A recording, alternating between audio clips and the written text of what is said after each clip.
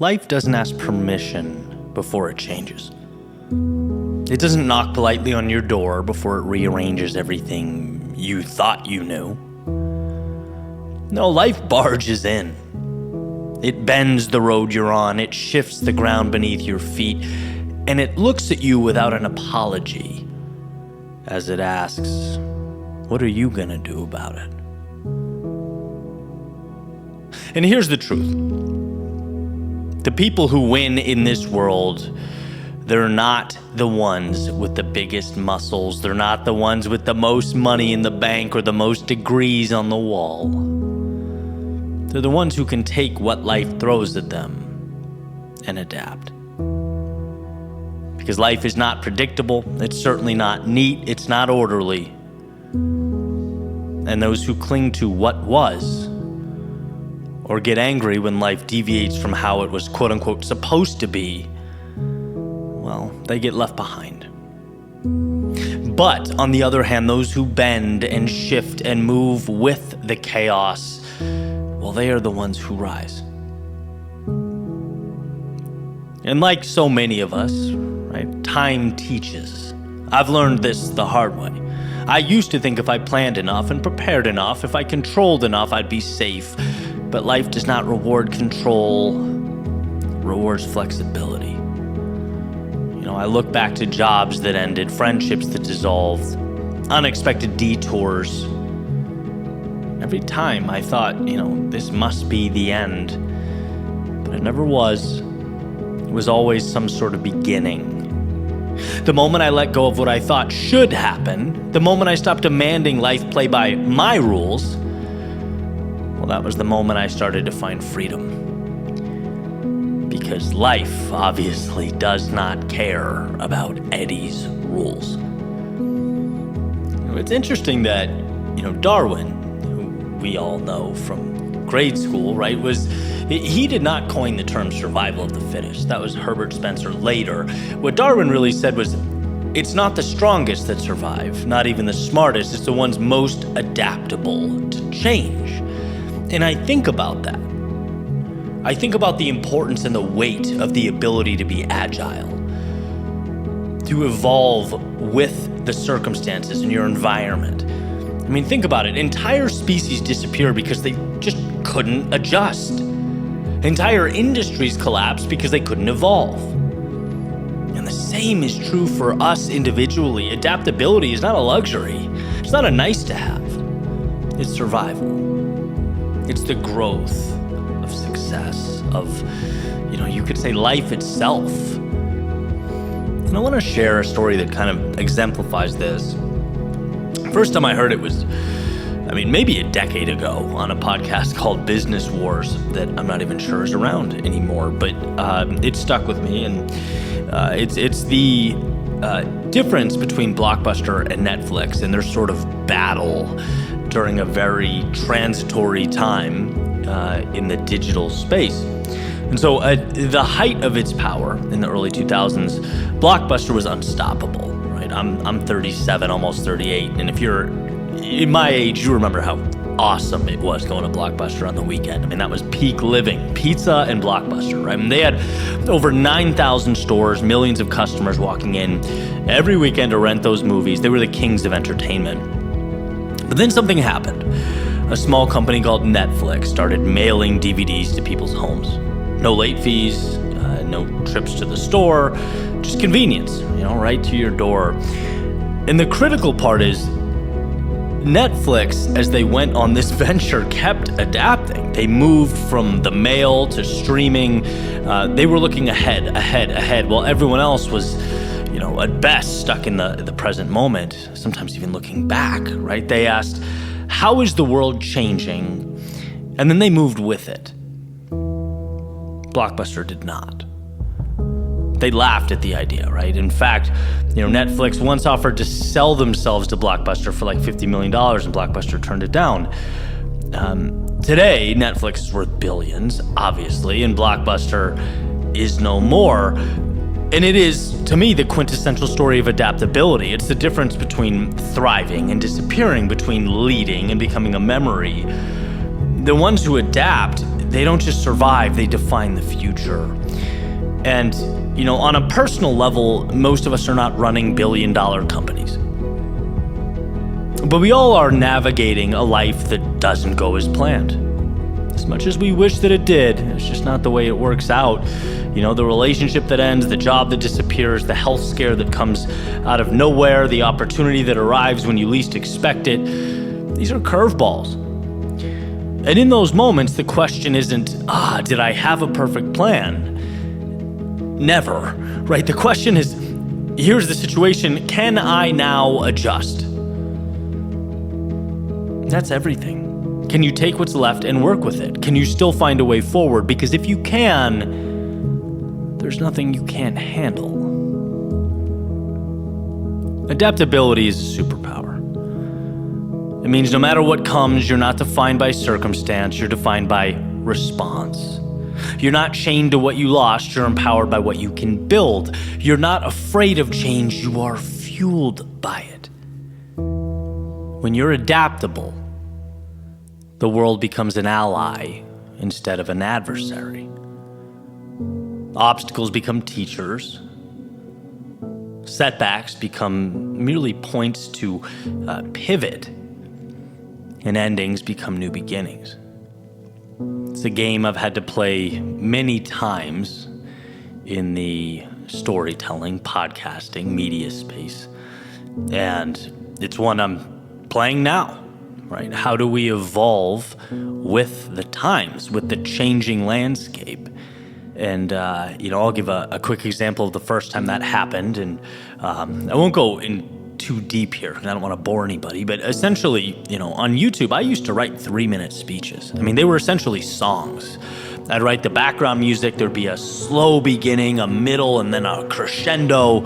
And that's what I did. And for a while it worked. And then the media landscape sort of changed and the algorithms changed. Podcasting started blowing up and people wanted to put headphones on and walk for an hour, run for 2 hours, listen on their way to work. And it was like, listen, if you don't learn to adapt your style and figure out how to entertain and captivate an audience over a longer period of time, you're going to lose.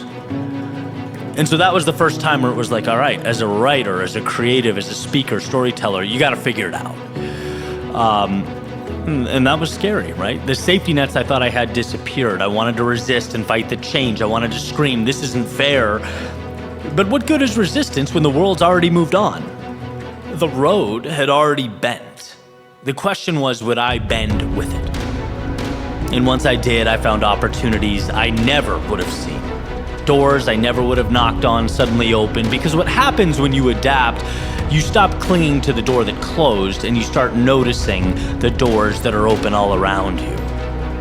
The world is changing faster than ever. Tech, culture, the economy.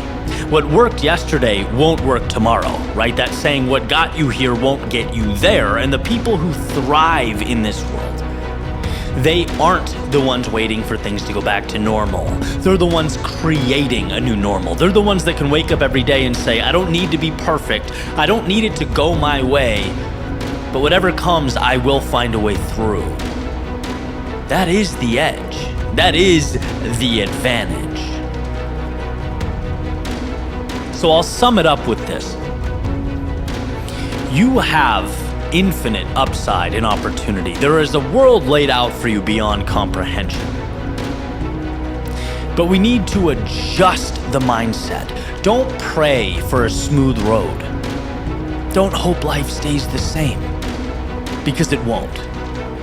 Instead, build the muscle, build the resilience, build the superpower. The ability to adapt, to bend without breaking, to shift when life shifts. Because if you can do that, you are unstoppable. Maybe not the strongest, the fastest, the smartest, but the one who can take what life throws and make it fuel. Blockbuster didn't fail because it was small, it failed because it refused to change. Netflix didn't succeed because it was invincible, it succeeded because it was looking forward, because it adapted. That can be your story too. Not that you had an easy road, but you had the courage and the flexibility, the adaptability to rise no matter what. Remember, life is not about having perfect plans. It's about finding a way, finding a response to whatever shows up. And the greatest response you'll ever give is simple. I will adjust, I will adapt, and I will rise.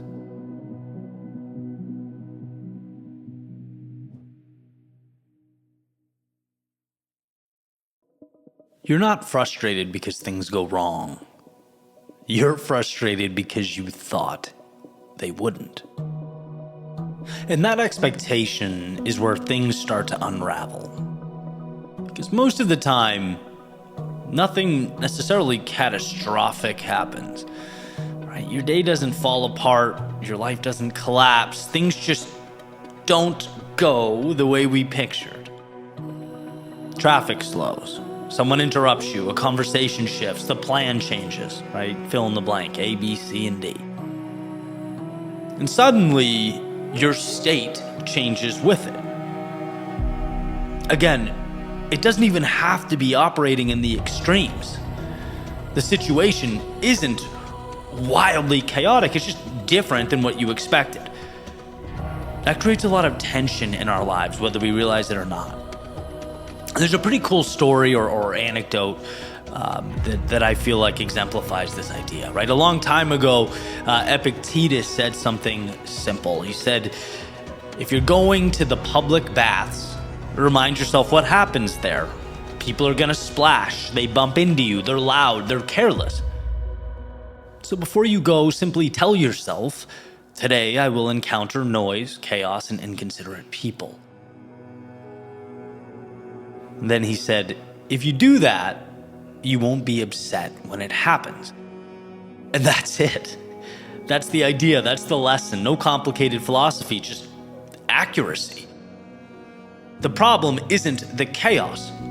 The problem is walking into the chaos expecting control. See, most people move through life like it's supposed to cooperate with them. And hey, I am just as guilty of this as everyone else. It's a very easy trap to fall into, right? We expect things to go smoothly, people to act rationally, that's a big one, situations to unfold predictably. And when they don't, we react. Boom, frustration, stress, anger. But here's the shift. Right? Nothing actually went wrong. Reality just doesn't match the version of it you've created in your head. You walked into, as Epictetus said, the bath expecting silence. Then you got upset when it was loud, right? So now zoom out. Because obviously this isn't about Epictetus and his bathhouses, right? This is about how you move through your entire life. You go into conversations expecting agreement. You go into relationships expecting consistency. You go into, your day expecting flow. And when reality does what reality does, you feel thrown off. The issue is not reality, right? The issue is the gap between reality and what you expected. That's where the frustration lives. I had a friend reach out recently and said, he's got a podcast, right? It's relatively new, and he said he was sharing some wins with friends and was just disappointed by their lack of excitement and encouragement. And it's like the perfect example of this, the gap between how you wish reality was and how it is. It's not personal, right? No one's praying for your downfall if they're healthy in the head. People they're caught up in their own lives, doing their own thing. And it's like when you understand that, it sort of just releases that whole line of thinking. It's like a breath of fresh air. Everyone's just doing them. No one cares, good, bad, or indifferent. I remember linking with someone on the East Coast not too long ago. And this person has a pretty big platform. And I'll never forget it. Like it took up a lot of mental real estate in my head. Was a guest on her podcast, and she says, I listened to you every time I went on stage with some of the biggest names in the industry, and you were like my best kept secret. I didn't want anyone to know about you. And I thought, why would you want to suppress something that you thought was valuable? Not to mention selfishly, just pragmatically, I'm thinking, man, when you're growing, back then I could have used that love and support or a shout out. And I sat with it. It bothered me. And then I thought, again, what's the reality versus my expectation? The reality is, it's not personal. She's not thinking about some dude across the country trying to grow his platform and get his stuff out to as many people as possible.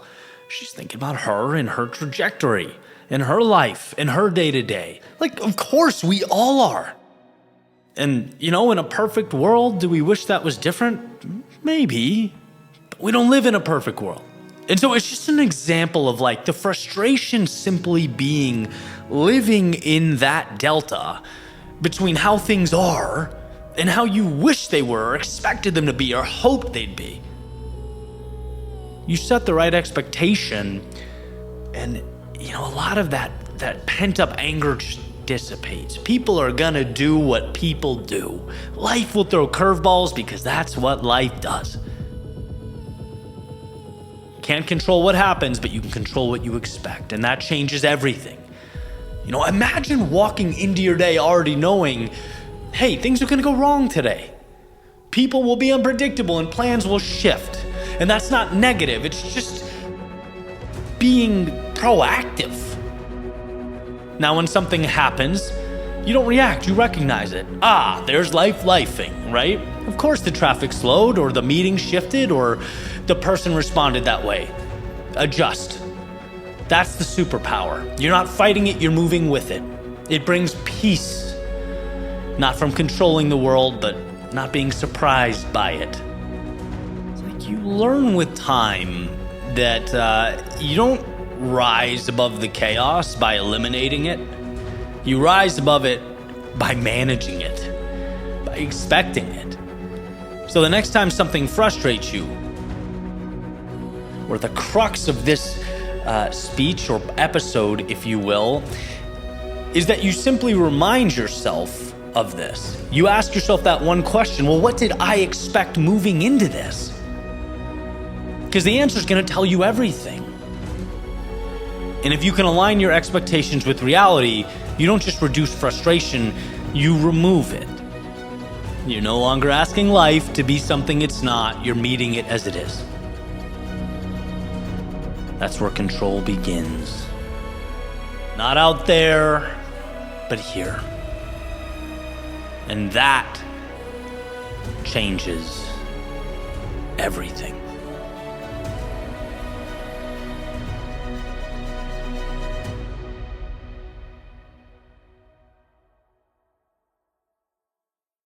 One of the biggest mistakes we make is accepting good enough as normal.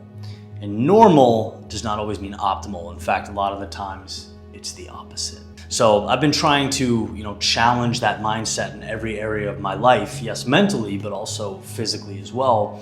And that's what led me to today's sponsor, Cowboy Colostrum. I originally started taking it for gut health. That's what pulled me in, but noticed some secondary things too. Less bloating after meals, as well as skin and hair improvements. And it's not just me saying it. What I appreciate is there's actual evidence. So Cowboy ran a study and it showed that 83% of participants reported improved gut health. 79% experienced less bloating and inflammation. 72% saw better digestion, and 62% saw thicker hair. So for me, to make it easy, I drink my supplements. A lot of the times it's smoothies. Here, it's coffee. Every morning, it doesn't get easier than that. And so for you, if you've been settling for feeling less than your best, if you've been tired or bloated or inflamed and just chalking it up as part of life, maybe it's time to question that narrative. Head to cowboycolostrum.com/Eddie, and if you put in code EDDIE at checkout, you get 25% off. Thanks for watching. Back to the episode. I'm about a mile in. Everything feels good. Almost too good, and I've been here before. This is the lie. This is where you start thinking, oh wow, you've got this, man. Today is your day. No demons here. But I know better. Because the run doesn't start when it feels good. It starts when it doesn't. Like that old Muhammad Ali adage, I don't count my sit-ups, I only start counting when it starts hurting because they're the only ones that count. And so about 3 miles in, light bulb goes off. There it is. That shift, subtle at first, right? Breathing gets a little tighter, legs a little heavier, and a voice shows up. A familiar voice. Hey, ease up. Let your foot off the gas. It's not loud or dramatic. It never is. It's just suggestive. Take a little off. You can still finish strong. You'll find some later. And that's how it happens. Not collapse. Never collapse. It's drift. And I feel it, right? That version of me, the one that negotiates. The one that says, maybe it's right. We don't need to push here. We can make it up later. And I've listened to him before. That's the dangerous part. He sounds like me. But then another voice cuts in, quieter, sharper. Nah, Eddie, that's not who you are. Right? And now it's not about the race anymore. It's about identity, because nothing around me has changed. Same road, same body, same sky, same landscape. But I feel myself at that metaphorical fork, standing there. Do I fold or push? 5 miles in, it gets loud. Everything in me is screaming now, right? Slow down. Just survive this. Just get through. This is where most people think the battle is physical. It's not. It's permission. Permission to back off. Permission to break character. Permission to become someone else just for a moment. And I've done that. I've stepped away from who I said I was just for a second. But you see, that's all it takes. A second. Because you break once and it gets easier to break again and again and again. But today, I catch it right as it starts. That thought, hey, you don't have it today. Ease up, chill out. And I stop it in its tracks. Not with motivation or hype, just a decision. No, that's not me. And then nothing changes except everything. Pain's still there, legs still heavy, but now there's no negotiation, no conversation, just movement, silence, steps on the pavement, breath in and out. Because the truth is, you don't rise to the level of the moment, you fall to your identity, to who you know yourself to be, to what you see back when you look in the mirror. Who are you? 8 miles in, I'm not thinking anymore. There's no story left, no justification, no how much longer, just one thing, hold the line. It's a very simple job, not an easy job, but it's simple. And amidst chaos, simple is everything. This is who I decided to be. Not at the start line or when it felt good, but here. And that's how it all works. If you see yourself as someone who conquers, you don't magically feel stronger, you just stop giving yourself a way out. No more off-ramps, no more cracked doors. It's funny, the people that have no plan B, they tend to figure out plan A.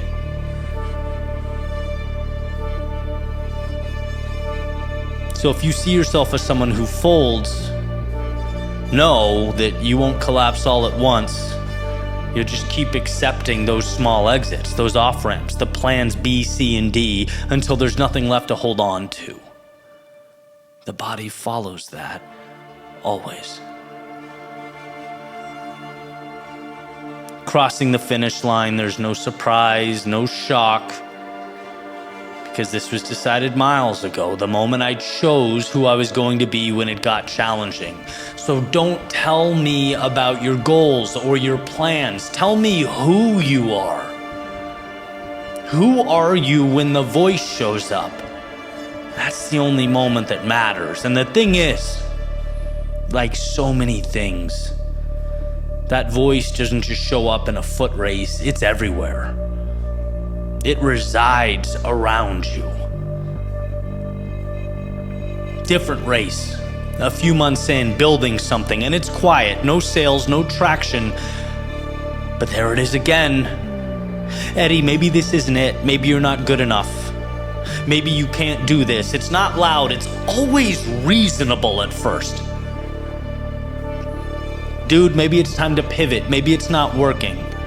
And I recognized it immediately. Same voice, different race. Same voice, different race. Because nothing's actually changed. Same effort, same path, just less proof.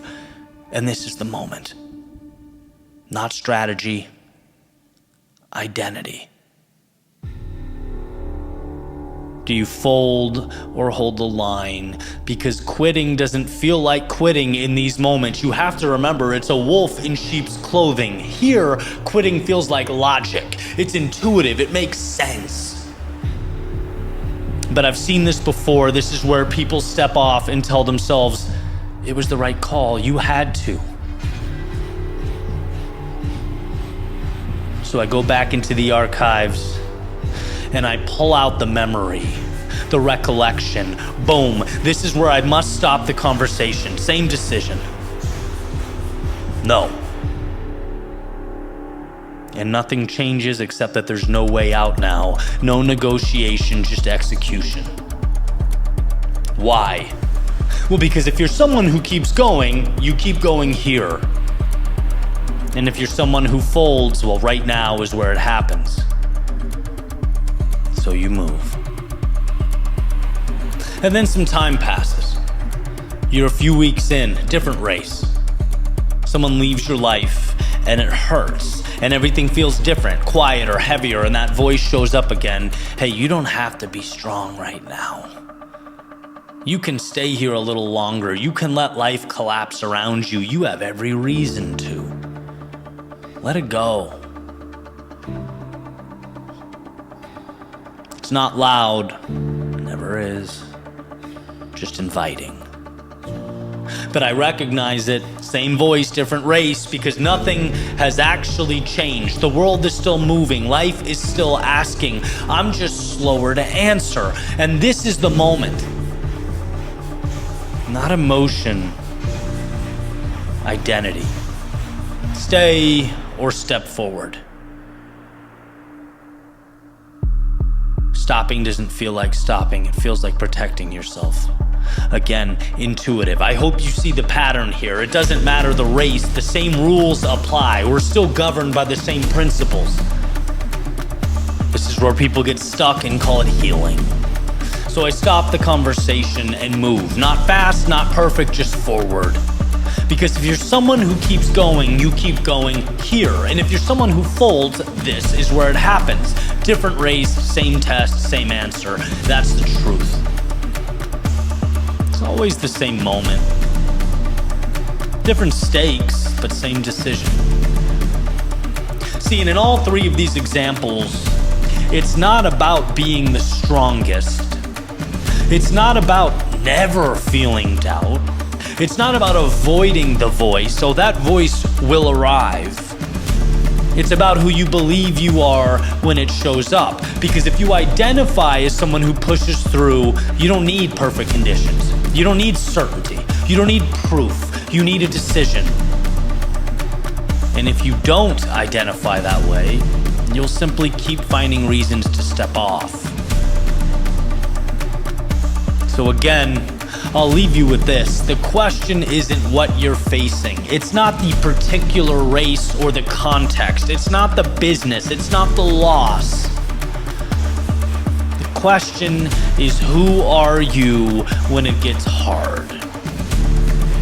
Because that moment, that decision, that answer decides everything. Be you, always. And you might hear that and think, well, that's obvious. That's simple. That's easy.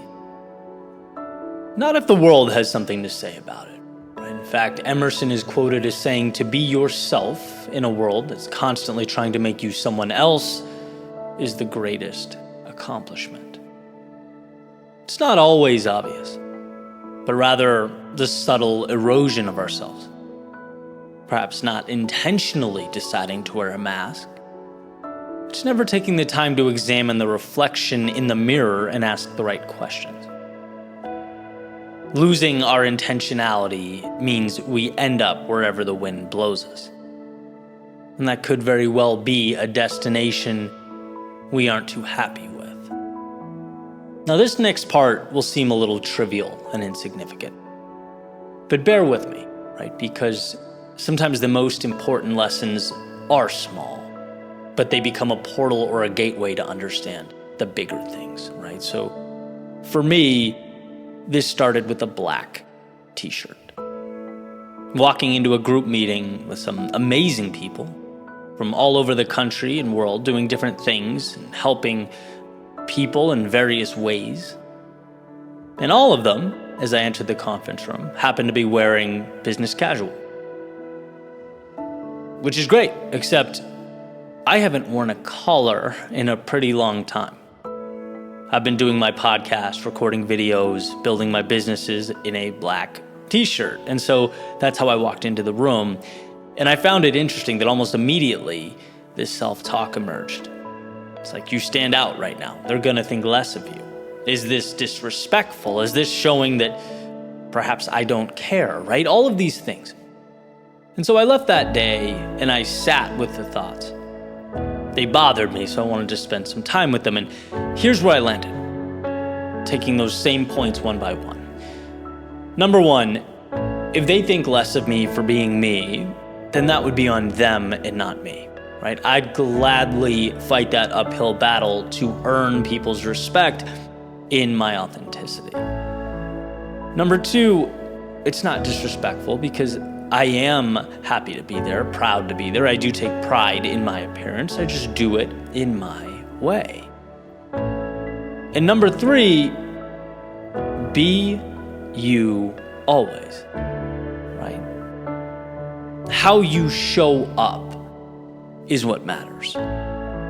Having the courage to live in a way that aligns with who you are and what's important to you.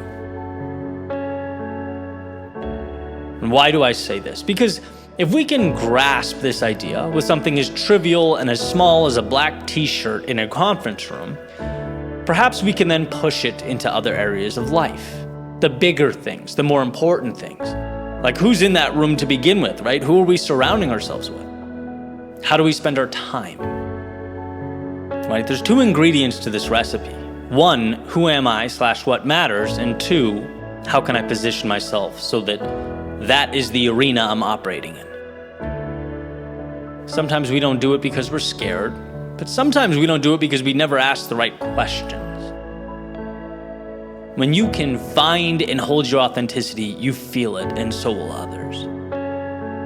The question transforms from how can I blend in and not disrupt to how can I use the abundance that surrounds me to live a life that's meaningful?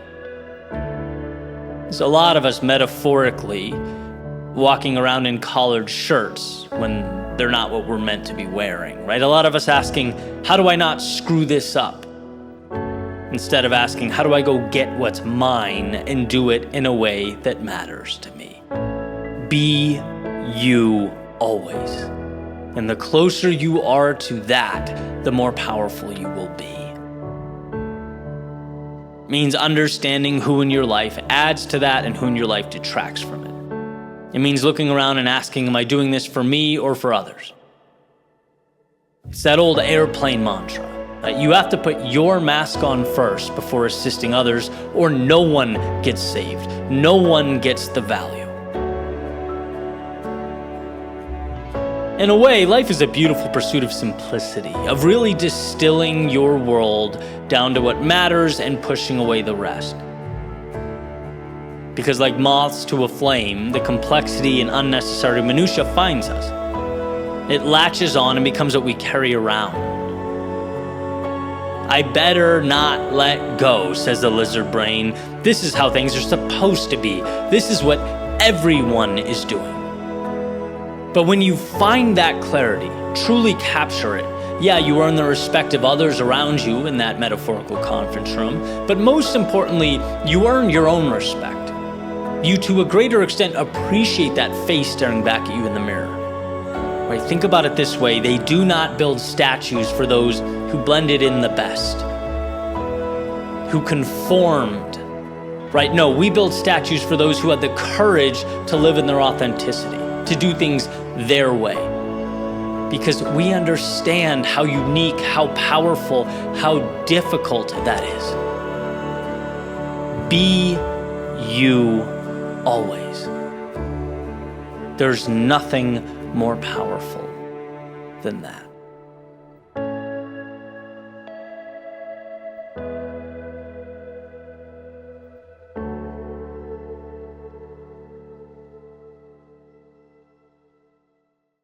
Before anything else, you have to teach yourself that it's okay. What do I mean by this?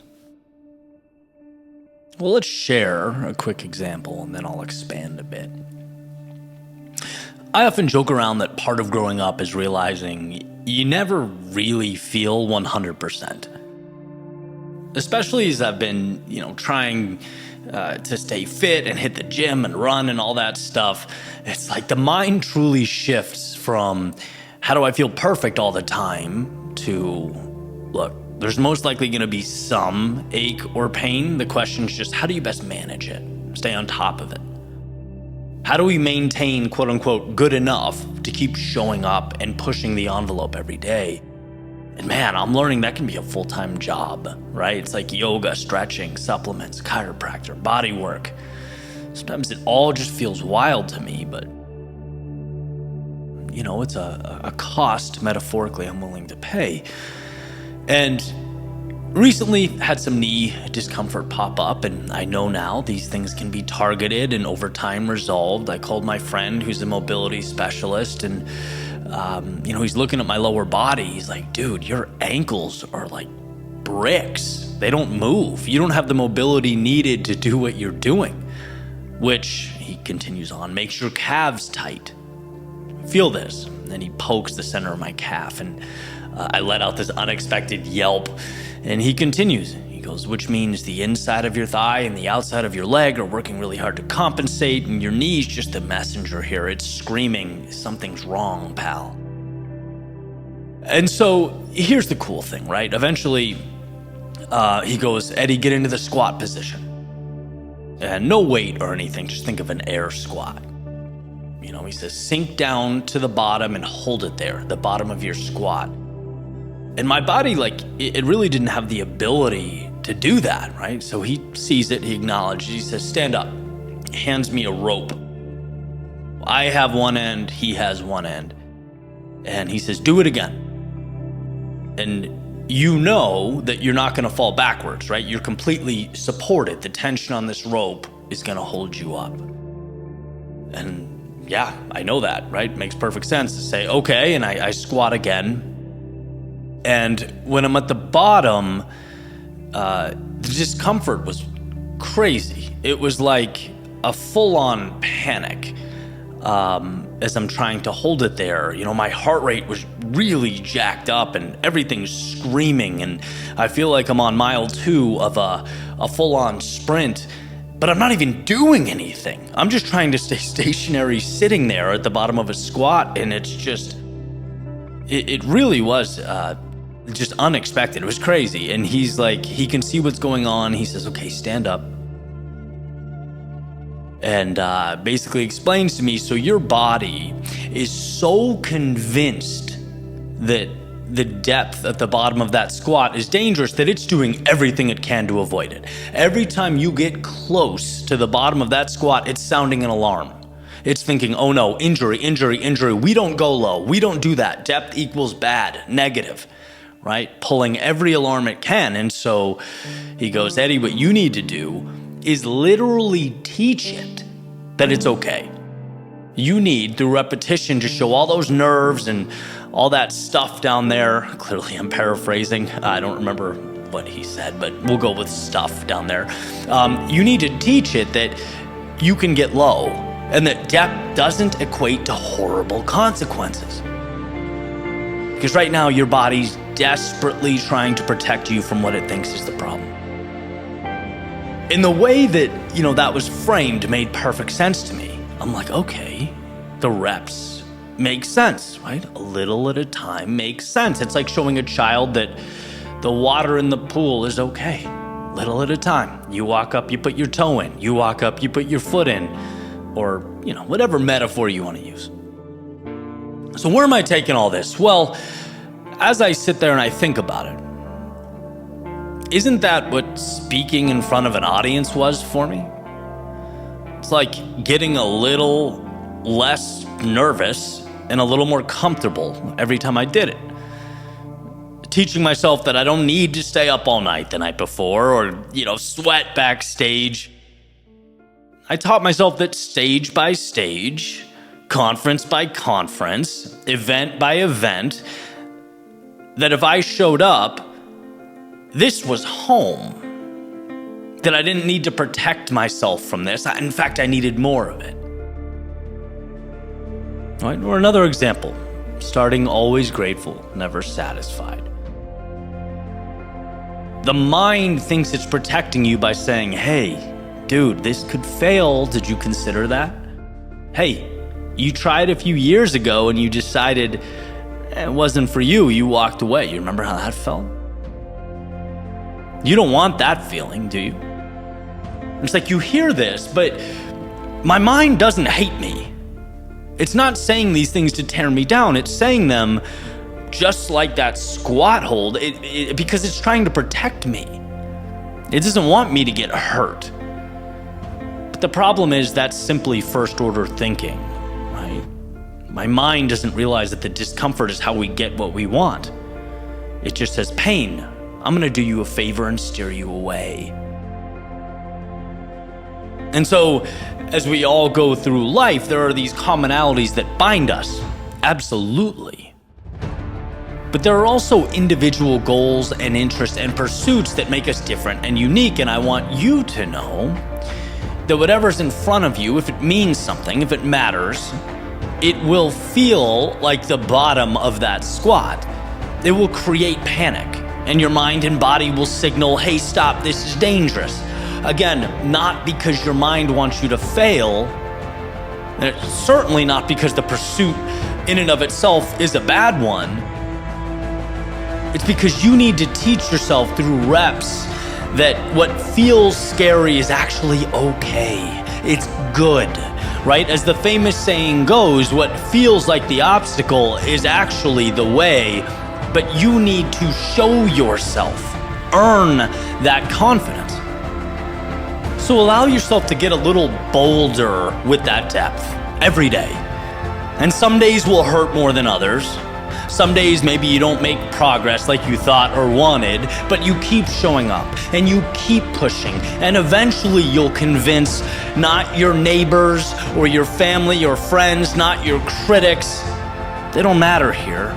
You'll convince yourself that this pursuit is where you need to be, that beyond the pain lives your destiny. And see, most people stop when the alarm goes off and the mind signals concern. But the truth is, the greats see that as a challenge, a trade-off, as a way, the way to depths otherwise unobtainable.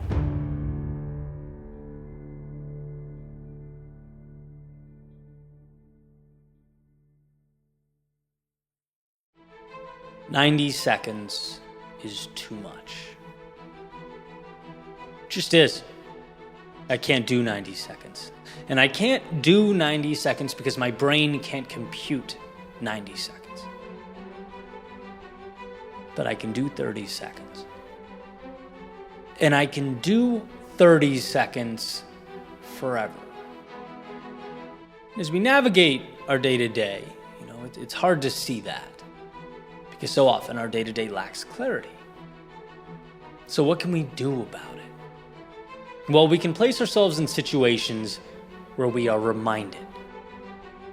One of them, I've talked about before, being the cold plunge. Immersing yourself in cold water. Well, sure, there are health benefits, some of which are debated and disputed, but I certainly notice value in that department. But to me, that's not the biggest value add, not even close. To me, it's simply the daily reminder that I can do hard things, that it's who I am. We need to reestablish that consistently. Confidence is earned. And I know in my life, I must earn it repeatedly.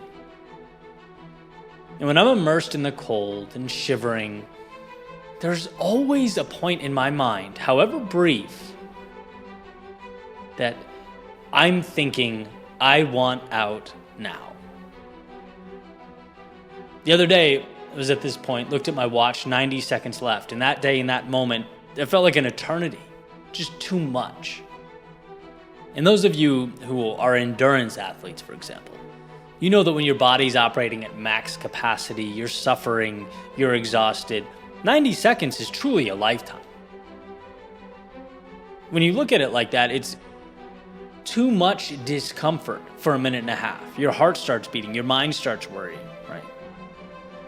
And so what do we do about it? Well, we look at it a little differently, because from a different angle, you can skip it. You can do 30 seconds. The brain can grasp and digest 30 seconds. You can do anything for 30 seconds. Okay, so you start counting. All of a sudden, 30 gone. Now what? Well, you just did 30. You see how quick that went? Do another 30. Okay, done. Just like that. Now what? 30 more. But this is the last 30. You don't even feel anything on the last 30, right? Come on, adrenaline's going. You can feel the finish line. This is free time. This is a gift. This is cruise control. And now, done. You didn't have to do 90 seconds. You only had to do 3 by 30. And anyone saying, come on, man, that's the same thing. Yeah, it's the same when you're not under duress. But it's a miracle when you are. So why is running life? Why is cold plunging life? Why is putting your body through stress or difficulty life? Because you remember that life is taking big, difficult, seemingly complex things and breaking them down into manageable tasks. That is life. The pieces are always manageable. Now, the monster we allow the pieces to become when we stack them up and give them an invisible face, that's not so manageable. That's self-sabotage. And so to arm yourself with the understanding that all big things must be broken down is to green light the extraordinary. On day 1 in 2014, a YouTube channel with 0 subscribers, growing to help over 100,000 people a day, that's a 90-second cold plunge. That's unfathomable, unthinkable, impossible. But one video, weekly, at least, for 9 years, that's a 30-second cold plunge. It was very doable. Standing in front of the mirror, practicing storytelling and speaking, it's 30 seconds in cold water. Reaching out to others to learn, to get better, 30 seconds in cold water. It's like you look back and you see that you endured that 90-second plunge simply by breaking it down. That's all growth is. That's all evolution is. Finding the smallest piece possible and making it actionable. And then watching that transform, multiply, compound over time. In one of my favorite books, Unbroken by Laura Hillenbrand, this reminder comes through beautiful. Louis Zamperini, an American prisoner of war in Japanese internment camps during World War II, basically experiences unimaginable hell and suffering. He watches his friends die, he's beaten, he's starved, he comes close to death himself. And at the end, when he's rescued, and I'm paraphrasing, but I remember this part incredibly vividly, he's asked if he could do that again, and he states he'd rather die. Because turning around and viewing it holistically like that is too much. It's unfathomable. That pain is bigger than one can even comprehend. But taking something like that, day by day, step by step, he did the unthinkable. He survived. In breaking the 90-second task down into 30-second pieces, he walked away. In breaking the seemingly insurmountable down into the manageable, and looking at each individual step as a superpower, he emerged. And you talk about perspective. His experience was as challenging as it gets, right? My cold plunge is laughable in comparison, but my mind doesn't know that. It's up to me to reinforce it. Building a business is nothing in comparison to Louis Zamperini, but my mind doesn't know that. Healing my shoulder and getting stronger in the gym is nothing in comparison, but my mind does not know that. It's looking at the mountain and reminding myself, Eddie, you can't leap those. I've seen you jump, buddy. But the good news is, no mountains need be leapt here. We ascend this thing one rock at a time, and mark my words, you conquer those manageable tasks day in and day out, you will find your summit. So when you feel stuck or too small for the task at hand, remind yourself you're looking at a 90-second block here. Break that down. Ask yourself what your 30 is. Ask yourself what you can create that's manageable, that will create your momentum, that will shoot you into a trajectory that will allow growth and position you someday to look back over your shoulder and go, wow, I endured all that. A transformation too big to understand on day one, but I got there. It's a beautiful thing watching all those little steps add up to create the extraordinary.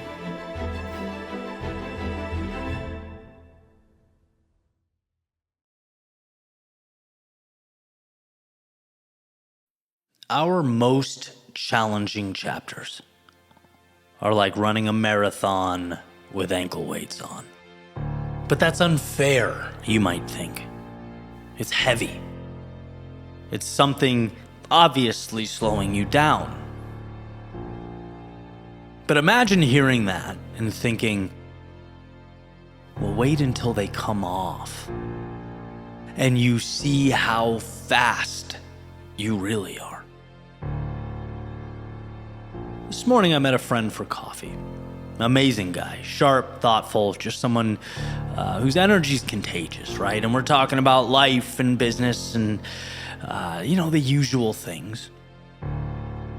But eventually we peeled back the layers a little bit and got deeper. And I won't get into the details, obviously, because it's personal, but he's going through a very difficult chapter right now. The kind of thing that, doesn't just sit in the background. It takes up space. A lot of space. In fact, I think the estimate he gave me was 50% of his life right now is solely dealing with this. And what struck me wasn't so much what he was going through, it was how he was going through it. Because I could see myself in that situation, feeling like the walls are caving in, right? Like the wheels are coming off the wagon. That's my favorite term to use. But I'm looking across the table at someone who's the opposite, who's very poised, very calm, wasn't frantic or spiraling. He was just steady. And maybe that's the word, right? And I realized in the moment that steadiness, he's earned that. It didn't come from nowhere. It's come from everything he's already been through. Every challenge that taught him how to stand still when life does everything it can to shake you. And, I'm paraphrasing a lot of this, obviously, but he told me he's learning every day, getting better every moment at not letting it derail him. He's getting better at compartmentalizing it, giving it the space it demands, but not letting it consume everything else. And that's not easy. That's not quote unquote natural. That's discipline. That's awareness. That's someone deciding this is hard, but it's not going to take me with it. And I think the most powerful part of the conversation was this. He said, I can't wait until I'm beyond this. I'm going to feel so free, right? Because if I can get through this, I can get through anything. Now that, my friends, is perspective, because most of us, if we're being honest, myself included, don't always think like that. When we're in the middle of something heavy, we don't zoom out and say, oh, perfect, this is shaping me. Thank God for this pain. No, that's not human. We shrink into it. We get caught in it. We let it define everything. Again, I do it, you do it, we all do it. We don't always see the chapter, we see the moment. And the moment has a way of feeling permanent. And that's why I was so excited to share this convo, why it was so inspiring to me. Because he saw it differently. He understood that this is a chapter, not the whole story. And most importantly, he understands what it's doing for him. And I couldn't help but kind of smile and say, dude, you're running a marathon right now with ankle weights on. Right? Every step costs more. Every mile is harder than it should be, and no one sees that, right? No one's going to give you extra credit for the weight you're carrying. But one day, my friend, one day those weights come off. And when they do, you don't just go back to baseline. You don't just feel normal. You feel light. You feel fast. You feel like you can handle anything because you've already proven that you can. They say confidence is earned. What an example, right? That's the part we miss. We think weight is punishment, random, unfair, something that's just happening to us. But my friends, it's so much more than that. It's preparation. Because when you're forced to carry something heavy, you adapt. You become more patient and resilient and focused. You learn to move forward when everything in you wants to stop. You learn to think clearly when emotions are loud. You learn how to stand your ground when life is pulling you under, or at least trying to. But what it's really doing is building a version of you that literally could not exist without it. So in your world, when that chapter ends, and it will, know that you won't be the same person that walked in. You'll have momentum and perspective and an edge because you'll know what it feels like to carry that weight and keep going. That's why all this matters. In your darkest moments, when things feel the heaviest, when it feels like life is just stacking weight on top of weight on top of weight, that's not the end of your story. That's the training ground. That's the foundation. The moment where if you can just hold perspective even a little bit, you start to see this is not breaking me, it's preparing me. So maybe the question isn't, why is this happening? Maybe the question is, what is this building within me? Because again, one day those ankle weights are coming off. One day the storm passes, the darkness fades, and when it does, the world doesn't see the weight you carried, it sees how fast you are now. It sees the strength and composure and resilience. It sees the result.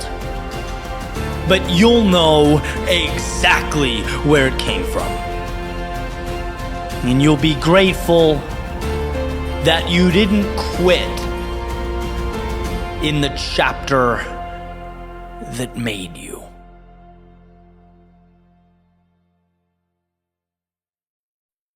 That version of you isn't gone. It needs to be reclaimed. I remember sitting in my car one night, engine off, hands on the wheel, long after I'd parked, no phone or music, just silence. And I caught myself doing something I hadn't done in a while. I was sort of replaying a version of my life that didn't exist anymore. A version where things felt lighter.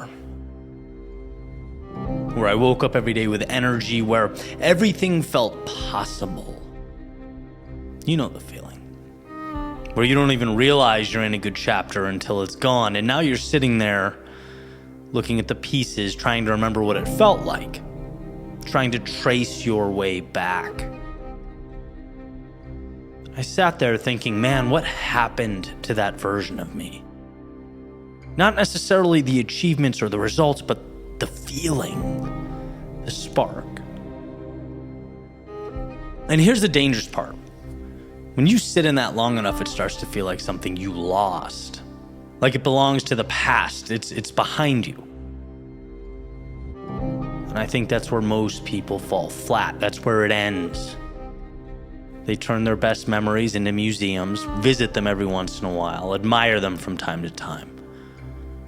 But they never think to rebuild them. That night, though, something shifted because I realized that version of me, the one I missed so much, he wasn't living in a better time. He was living in a better state. He moved differently, thought differently, he chose differently. He woke up and attacked the day, didn't wait to feel inspired, he created momentum. He didn't wait for light, he became it. And the truth hit me hard. Nothing I missed was actually gone. I just stopped being that person who created it. See, we romanticize the past like it was magic, like something special was happening to us. The reality is we were the ones making it special. We were the ones showing up differently. We were the ones creating momentum and creating energy, creating life. So if you've been sitting there, like I was, thinking about how things used to be, let me remind you of something. You don't need to go back. You need to reclaim. Because the spark you're chasing, it's not behind you, it's within you. In fact, some might say it is an entire world within you. See, you can wake up tomorrow and decide to move like that person again. You can choose discipline over comfort, action over hesitation, creation over consumption. You can stop waiting for the perfect feeling and start building it, one intentional decision at a time. Because your best moments weren't accidents.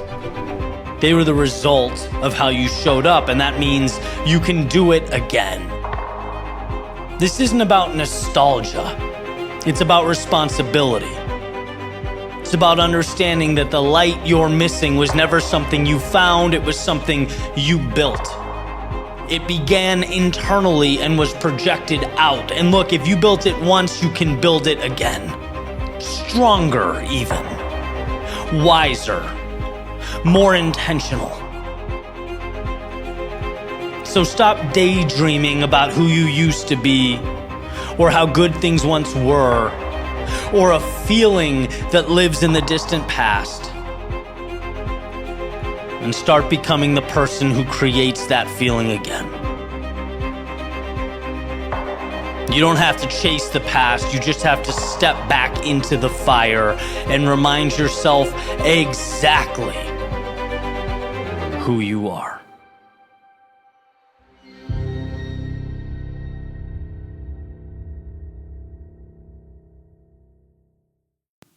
What have you been holding on to just a little too long?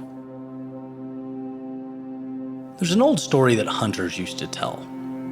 And this parable that's been passed down over the years, I did a little digging, and it seems like some truth to it. I wouldn't take it as gospel. I'd more pay attention to the overall message. But apparently in Western and Central Africa, this was an approach that hunters used to catch animals, particularly monkeys in some instances.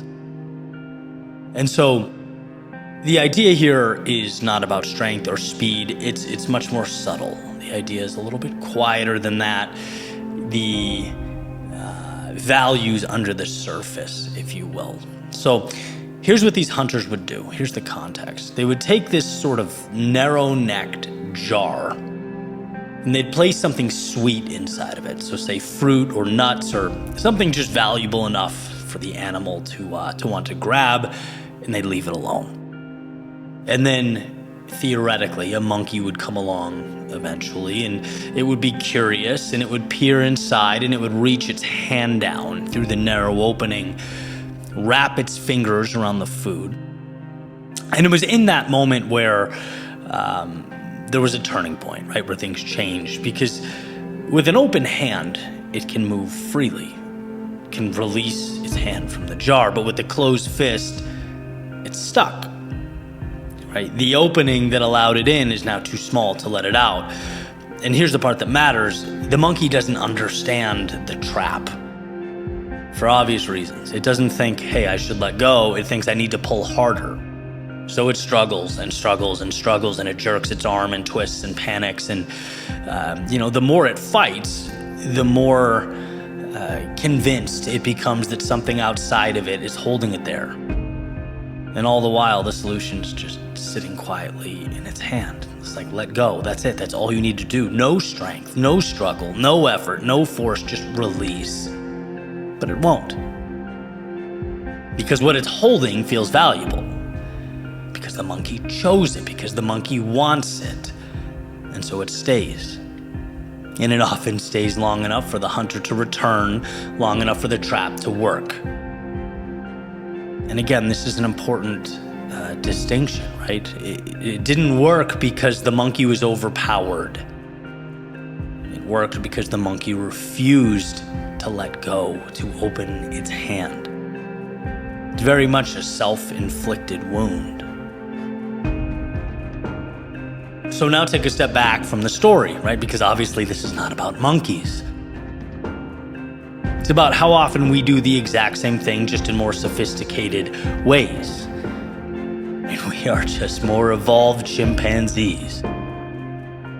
We hold on to things that keep us stuck. And I can make a nice long list. I'm sure you could too, right? Old identities, past failures, expectations that no longer fit, the need to be right, the need to be seen a certain way, the version of life we thought we'd have by now.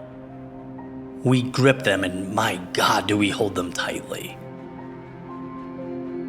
Not because they're helping us, but because we've decided they matter. And when we feel stuck, we don't question the grip, we question everything else. We say, why can't I move forward? Why does this feel so hard? What's holding me back, right? Just like that metaphorical monkey in the parable, we pull harder, more effort. More frustration, more force. But the truth is quieter than that. Again, subtle. It's not always about pushing forward. Sometimes it's about opening your hand and letting go. Letting go of the thing you thought you needed. Letting go of that version of yourself that does not belong in your future. Letting go of the story that says, hey, this is just how things are.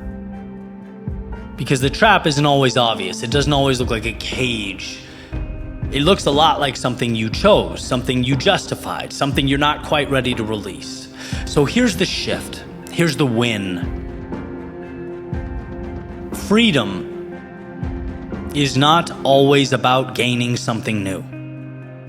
As much as our brains are wired to associate growth with acquisition, sometimes the biggest steps forward come from momentarily stepping back. It comes from opening your hand, from realizing that what you're holding on to is the only thing keeping you where you are. Not the fruit, the jar, or the world around you. You. So the question isn't what do I need to do? It's what am I still holding?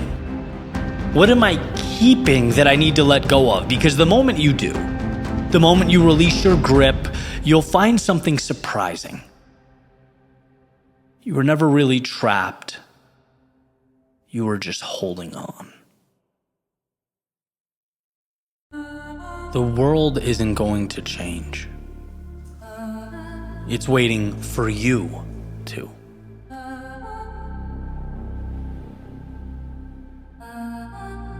There's an old story about a man who needed to cross a river. And this river was pretty intimidating. Wide, strong current, at least strong enough to make him pause at the riverbank. So he stood on the edge watching it, studying it, waiting. And he told himself, the day that thing calms down, I'm gonna cross it. When the water slows, when it's a bit safer, when it's a little easier, I'll make my move. And so he waited. And of course that river kept moving. Minutes turned to hours, hours turned to days. He'd revisit it constantly. And every time he thought about stepping in, he'd see that current. Powerful, still moving, still uncertain, still far from ideal. So he stepped back, and he told himself the same thing. Not yet. The perfect time is just around the corner. Eventually someone passed by. They saw him standing there and asked, "Hey, what are you doing?" To which the man replied, "Well, I'm waiting for the river to calm down so I can cross." The traveler kind of paused and looked at the water, then back at the man, and said simply, "Sir, it doesn't calm down." And that was it, right? No long explanation, just those words. Emphasizing that the river was never the obstacle, the expectation was. There was a mismatch in reality. Now sit with that for a second. Because this isn't about water. It's about how many things in life we approach the same way. We wait for the right moment, for things to feel stable and predictable and controlled. We tell ourselves, hey, I'll start when life settles down. I'll go for it when I have more time. I'll take the risk when I feel ready. But life doesn't work like that. The quote-unquote current doesn't stop. It's always moving. It's always uncertain. There's always a reason to hesitate if you are looking for one. And the longer you wait, the more convincing that hesitation becomes. Because now it starts to feel logical, responsible even, safe, practical. But in reality, it's just delay. It's just fear, that wolf in sheep's clothing. Because the people who make it across aren't the ones who found a calmer river. They're the ones who stepped in anyway, carefully, imperfectly, uncertain, but moving. And that's the $1 million message here, right? You don't wait for life to settle. You learn to move within it, to dance through the chaos, to adapt and evolve. You don't wait for fear to disappear. You act while it's still there. So the question is never, when will this be easier? It's, am I willing to start even if it doesn't? Because the river isn't going to change for you. But you can decide to step in. And once you do, you'll realize something most people never see from the shore. You don't need perfect conditions to move forward. What you need is to stop waiting for them. So much of life comes down to control. Understanding what we cannot control while simultaneously capitalizing and making the most of the things that we can. A constant awareness that's critical to our evolution. Epictetus wrote, "We must be at once cautious and courageous. Courageous in what does not depend upon choice, and cautious in what does." And this idea has been shared many, many times in many ways over the centuries. Another of which a lot of folks have heard is the serenity prayer, right? God grant me the serenity to accept the things I cannot change, the courage to change the things I can, and the wisdom to know the difference. But regardless of how it's said and who it's said to, the point is the same. There are things we cannot control that we must find a way to stop exerting ourselves, stop exhausting our energy on. They are, as the saying goes, what they are. These obstacles are immovable. And rather than continue to push and push and push with all our strength and energy, our time is best suited learning to effectively navigate them. And then there exist those things that are in our control. I believe it was The Power of Now by Eckhart Tolle. He said, and I'm paraphrasing, if something cannot be changed, stop thinking about it, right? The future represents anxiety. It's worrying about things that haven't happened yet. The past is essentially depression. It's worrying about things that already happened. We can't do anything about the past or the future. All we have is now. And if it can be changed, then act now in bringing about a desired result. Take that first step. Create some semblance of momentum, no matter how small. But to worry about what is behind you or in front of you is actually insanity. I remember loving the simplicity and pointedness of that message. Accept it, eliminate it, or adjust yourself to it.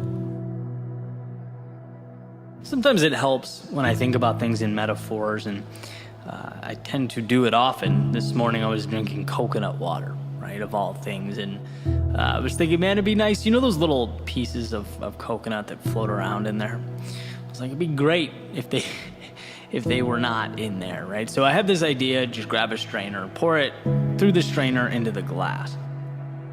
I'm leaning over the counter, watching the pieces of coconut collect in the strainer, and I'm just thinking, sort of zoning out, like, imagine if those were my problems, just being separated out of my life just like that, how nice it would be.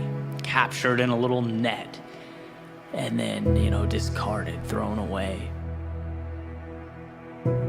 But, it didn't take me long to realize a couple things. One, such an idea would never happen. Life will always have some obstacle to place before us. That's what life does. After all, the word is predicated upon the avoidance of death. It's a struggle and a necessary one. Which leads me to the realization number 2. We want hardship, purpose and meaning. They're derived from our willingness to overcome adversity and transform because of it. A life without struggle is a car without wheels. And sure, you might avoid the fender benders, but you're not leaving the garage. Right? So that's a thumbs down. So I thought, okay, well, what if I slightly adjust that thinking? What if it's a subset of problems that I can remove? That's when it kind of hit me, the opportunity at hand, right? Not the so-called problems, but my thoughts about them. They are the real difference maker here. The negative storytelling that can be removed, pushed through the strainer. Again, not novel or groundbreaking. Like I said a few minutes ago, this idea has been around for thousands of years, but sometimes things land perfectly. Right moment, right time. And I knew what I needed to do was remove the worries and concerns pertaining to the events that I could not change. Yet I exhaust my energy dancing around and around with my thoughts about them. You cannot change the future. You can change right now, which ultimately becomes the future, and there's a difference. I had to, pull that back in.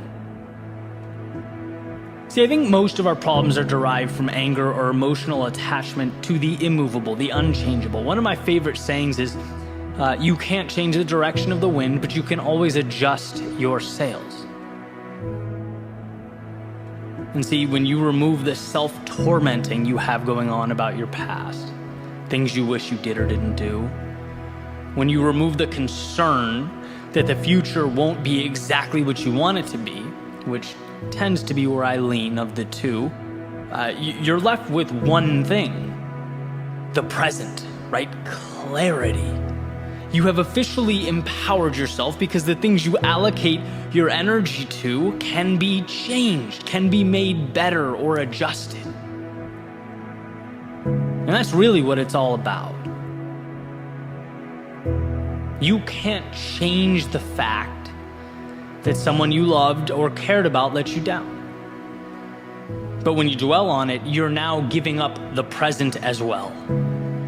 You're preventing yourself from doing what is required of you now to make your life better. You can't control the fact that your company's reducing its size and your department is being eliminated. Can't control the fact that 8% get accepted to whatever you're applying to. Can't control the fact that you will be criticized for doing the unpopular thing, the thing that you believe to be right. And I say these things not to be a downer. I actually don't think there's anything sad about this. To the contrary. Right now that you've accepted these truths, accepted this as reality, now you can move toward what's best for you. No more dwelling on the unchangeable. No more fighting unwinnable wars. No, it's time to go put yourself in position to conquer whatever mountain is next. By straining out the things that cannot be changed, you are left only with what can. You can't change your company's personnel reduction, but you can find something else, something better out there. You can set the stage for a new journey.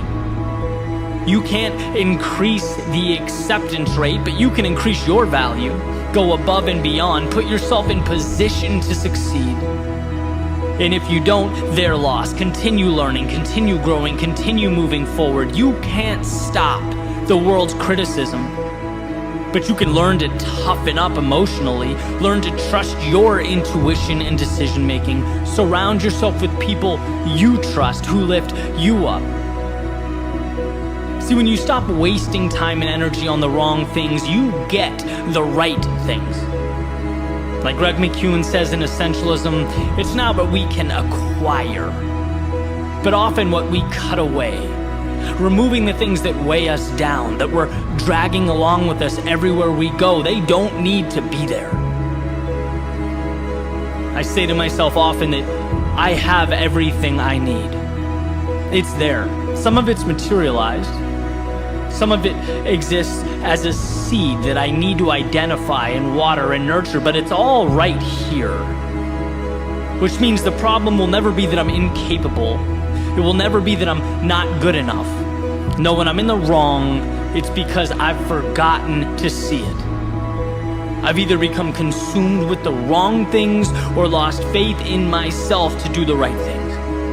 And knowing this has been a gift. It's been tremendous. It's helped me even during the darkest moments to reacquire what matters most. Sometimes it takes hours, sometimes days, even weeks or longer, but I get there.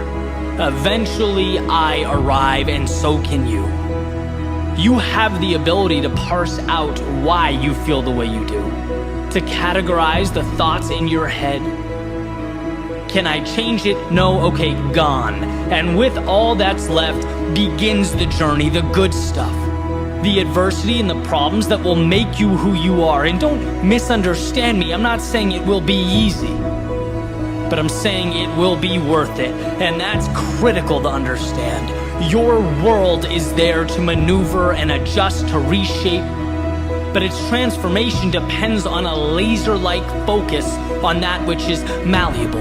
That's saying, do what you can where you are with what you have. It will lead you to exactly where you need to be. Even if you don't trust the road before you, trust yourself to walk down it.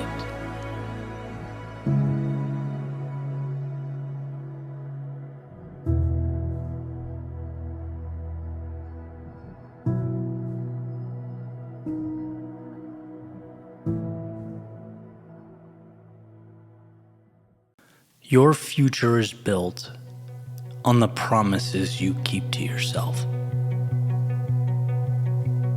I want to, for a second time, revisit my recent rucking of the MS-150 in Texas, where a few others and I put weight on our backs and trekked the same course that's intended to be a bike race. And it was definitely, hands down, the most challenging 4 days of my life. And so, as you can imagine, as soon as I crossed that finish line and returned back to quote-unquote normalcy, it left me with a lot to think about. In fact, there are so many takeaways I could go on forever. But out of respect for the less is more principle, I've cut it down to what I believe to be most important. And so, to set the scene, as brisk walking turned into slow walking to limping, and limping into more of a chafed duck walk. Classic case of me watching the footage back, by the way, and thinking, man, I felt like I looked so much cooler in my head. But hey, it was a game of however you can finish, right? Just get your body over the line, drag it there. It's not about looking pretty, it's about finishing the thing. And over the course of the venture, we'll call it, there were multiple times where a camera was put in front of me and I was asked, why? Why are you doing this? As far as questions go, that's, hey, fair. Well, there were a handful of reasons. But the one that mattered the most to me revolved around promises. And not promises made to others, but the ones we make to ourselves. See, lately, in full transparency, I've been somewhat letting myself down. Not all at once or spectacularly, but slowly, subtly, a sort of death by 1,000 cuts. You know that feeling when you tell yourself you're gonna do something, where you get a moment of inspiration and make big plans, and then you just don't. You don't do anything. It's like, Eddie, you're so much happier when you wake up at 5 and go on a walk. You know that. That's irrefutable. Do it. And then the morning would come around and my brain would go, you're training so hard though. Your body could use the sleep, man. Be practical. Right? Snooze. And the morning goes by. Or I'm going to test this new idea, this new concept, and then I don't really have time to experiment right now. I have a system and a routine, and you get the idea. It leaves this little feeling in the pit of your stomach where you know that you've let yourself down. And I didn't like that chapter. I knew I was better. I knew I was capable of more. If only I could pull myself out of the cycle of lying to myself, right? If only I could remind myself who the hell I am. And what a better way than to do something that 99% of the world wouldn't do. Not because they couldn't, but because they wouldn't. What better a way than to push through some of the most extreme discomfort I've ever faced.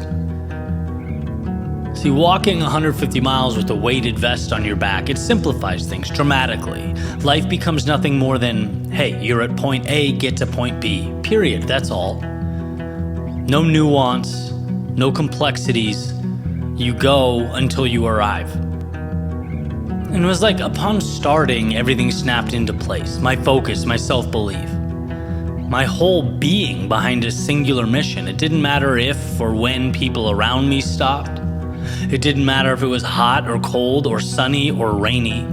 It didn't matter if the blisters or chafing or stiff legs had a say. I had this certainty that, aside from an unforeseen monumental injury, God forbid, I knew I would finish. I would crawl if I had to. And please hear me, I'm not saying this to sound cool, right? That's the beauty. Anyone can sign their name on that dotted line.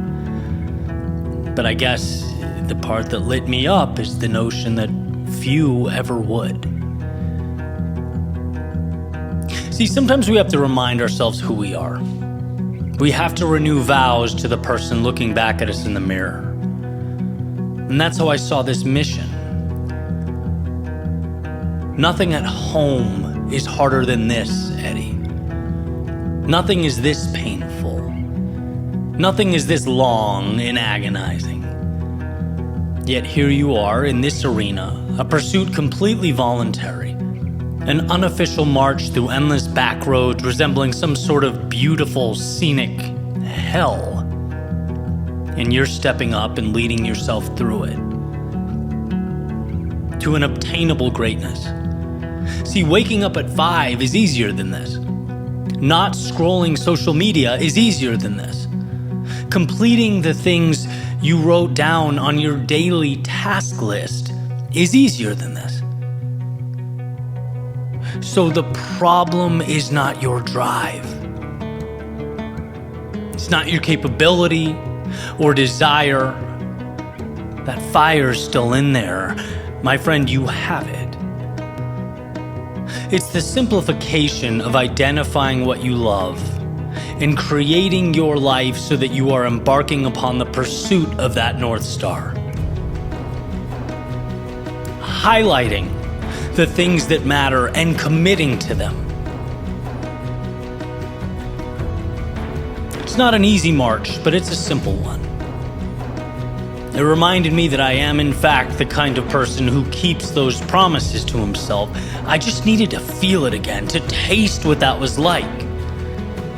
If, as the saying goes, people follow through on who they believe themselves to be, I needed to rediscover the hero that somehow fell into the background along the way. And sitting here now, I can tell you truthfully, I did. So if you're listening, I hope you hear me. I hope you recognize that there exists a warrior in you, a hero, a leader, the person you're capable of becoming. Perhaps you just need to remind yourself, to reconfirm it to yourself. Does it need to be a 150-mile ruck? No, not even close. It can be anything that pulls you out of your comfort zone. Anything that creates some unease, that places you in an arena with a formidable adversary for you to conquer. Nothing is quite like stepping out and showing yourself who you are. Becoming someone who doesn't hide, but slays the dragons before them. If you can keep your composure there, you have all the proof in the world that you can keep the little promises you make as well. And the ones who keep the promises they make to themselves own the future.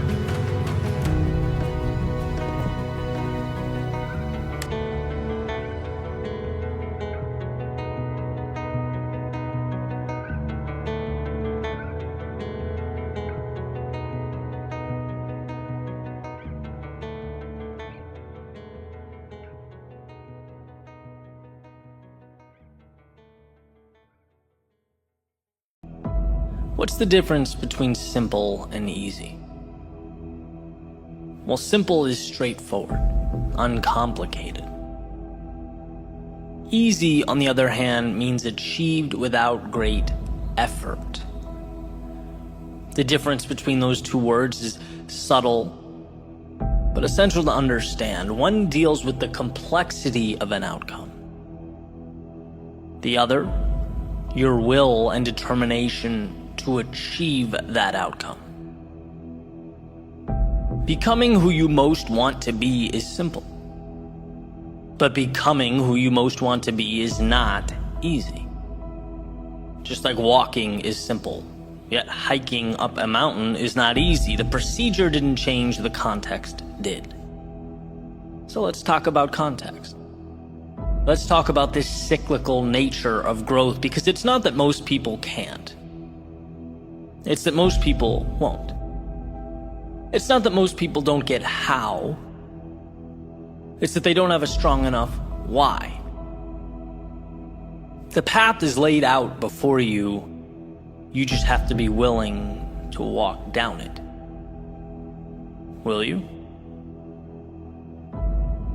Step 1, realize there's more out there. It's not that what you're doing now isn't amazing. It's just that yesterday's act of courage is now today's status quo. What was the spectacular is now the mundane. What was once the ceiling you had to jump to touch is now the floor you walk on. So at the very least, it prompts you to ask, well, what's next? Simple. Not easy. Step 2, the acquisition of courage. Yesterday's courage was a fight. It took a lot out of you, and it's ultimately what got you here. But it dropped you at the curb, it waved goodbye and went on its merry way, and here you are. You can stay here. A lot of people do. You can reminisce of the glory days, the old path, yesterday's triumphs. Or you can do that perpetually uncomfortable exercise of vulnerability. Stepping into tomorrow's unknown, reminding yourself that life's greatest rewards have a hefty price tag, and that price is discomfort. But I've already played this game, one might think. No, what you did was learn the rules. Now it's time to apply them to a new setting, and around goes the merry-go-round. It might seem like a replication from the horizontal, but here's the secret. You can't see the vertical. You have yet to look down and see your ascent, see what you're becoming. Just by staying on, holding tight, just by believing in yourself enough to begin again, you are fanning those tiny flames of courage in your soul that wait to be spread like a wildfire. Simple, but not easy. Step 3, mistakes. Now, of course, it's not the mistakes themselves you fear. It's what you think those mistakes will mean. Ridicule, embarrassment, lack of direction or identity, losing what you have. But here's the catch. When you realize the upside is greater than the downside, you liberate yourself. When you realize there's more to gain than to lose, your potential for greatness is born. How does one act on this? Mistakes. By making mistakes. By injecting yourself into the turbulence of progress. Our biology has not yet learned that the uncomfortable thing is the right thing, and that's why you get resistance. That's why it hurts. And it's why few people will accomplish what you will. When it comes to your climb, every day is opposite day. When they run out, you're running in. When they play safe, you play for the victory. To become who you might be, you must learn how to get there. Mistakes are your curriculum. Simple, but not easy. Step 4, trust yourself. Okay, sure, no problem, easy. Well, yeah, it's easy when you're getting what you want. But evolution takes time, and there's nothing quite like giving and giving and giving and not getting. There's nothing quite like stepping up to the plate again and again and again and bringing no runners home. So how does one find the strength to continue walking up to the batter's box? Well, growth is exponential, and those swings and misses matter. The infield singles matter. Everything matters. Because it's all chiseling your future self out of stone. Nothing is dependent on the next at-bat as much as all at-bats in the aggregate. That's why success is so often considered to be sheer will, dependent not on the home run, but on the discipline, the self-belief to keep walking up to the plate. Repetition and adjustment. Repetition and adjustment. Repeat and refine, repeat, refine. Those are the materials from which all things are made. Simple, but not easy.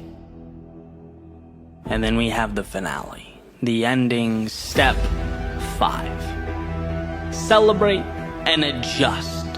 At some point, you'll be able to look over your shoulder and notice something that perhaps you hadn't before. Space. Space between where you are and where you started. It's not sudden, but gradual. And undoubtedly, with enough persistence, it will emerge. These moments, they are precious. They are times to acknowledge what you've accomplished, the sacrifices you have made. They are life's way of reminding you what you are building and who you are becoming. It's a time of celebration.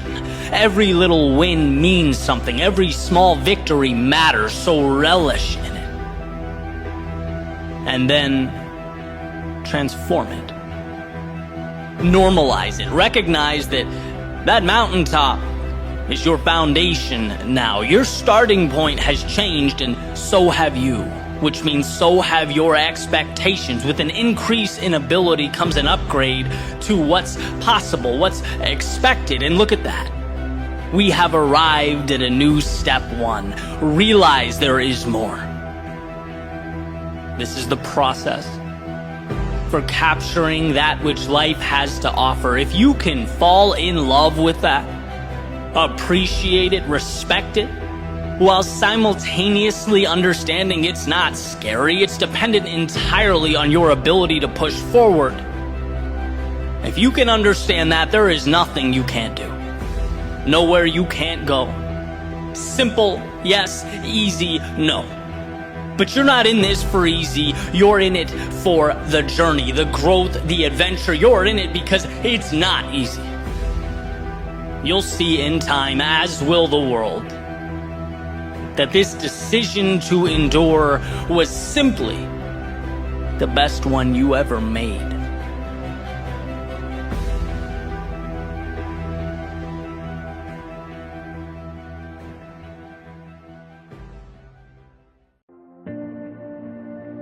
Someday, the things that you currently don't understand will make sense. Someday, the big things you're dealing with won't seem so big anymore. Someday, the doubts you have about yourself will be revealed as false. Someday, you'll see that the things you worry about didn't matter at all. Someday you'll see that the road before you wasn't something you had to walk flawlessly, but rather something you had to trust and believe in. Someday you'll look in the mirror and see that you had it in you the entire time, that there was nothing you needed or should have been hoping for. Yeah, someday. Someday that will all be true. But what about some days from the past? I remember years ago thinking someday I would venture out into the world. Someday I'd speak my mind. Someday I would start my own business. I would surround myself with people who believed in what I believe. Someday I'd make a little more money, have a little more time to do what I love. Someday I'd have all that. And as I look around, I realize it looks a lot like someday. But guess what? As we grow, so do our somedays. It's a chase that never ends. There's always something more. There's always something bigger and better. And the problem is not the ambition. The problem is forgetting that in so many ways, you've dreamt of being where you stand right now. You have arrived. You're not the same person that 10 years ago was throwing some days out into the universe. No, you have grown. You have learned. You have evolved. Why does this matter?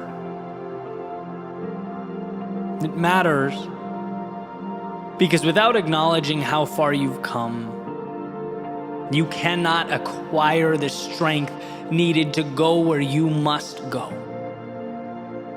When you don't feel good enough, it's often because you haven't looked over your shoulder and opened your eyes. The evidence is right there. It's hiding in plain sight. There's proof that you've been there, that you've faced demons and conquered them, endured your battles and overcame. You did that. And at one point not that long ago, you couldn't say that you had. You weren't yet that person, but things are different now. What you have today was once only that hopeful someday. It was a fleeting thought. It had no merit and no value, yet you brought it to life. Look what you've done. Understand how far you've come, how you ran when you could, you walked when it was possible, you crawled when you had to, and continued on to arrive at a someday that is right now. You, my friend, are a maker of things unseen, an architect of tomorrows and somedays. So don't you dare, don't you ever entertain the delusion that this gift suddenly stops now. Suddenly the burden is too much. The mountain is too tall. No, what you do is overcome. That is who you are. You've done it for you. You've done it for the ones you love, and in some cases, the ones who didn't even understand, but you kept going. Marching through the fires of hell to turn some days into right nows. And I get that the road before you is uncertain. There's no way to know exactly how life will unfold. But that's besides the point. A bird can't predict every gust of wind it's going to encounter. It spreads its wings, takes off, and adapts because it can, because it always has, because that's what it does. I'm not advocating that you should have all the answers. No, I'm suggesting that you trust yourself to find them.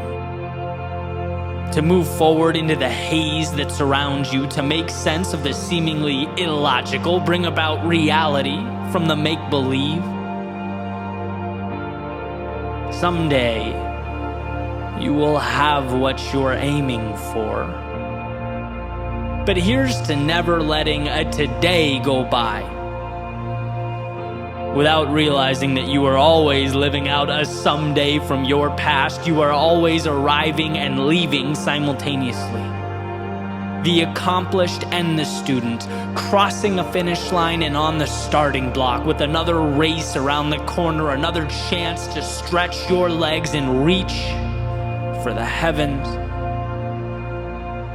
If you ever forget that,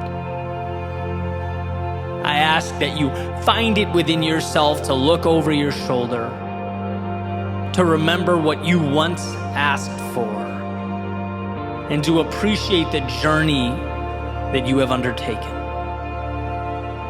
You did that. Now onward you go. You have more some days to bring to life.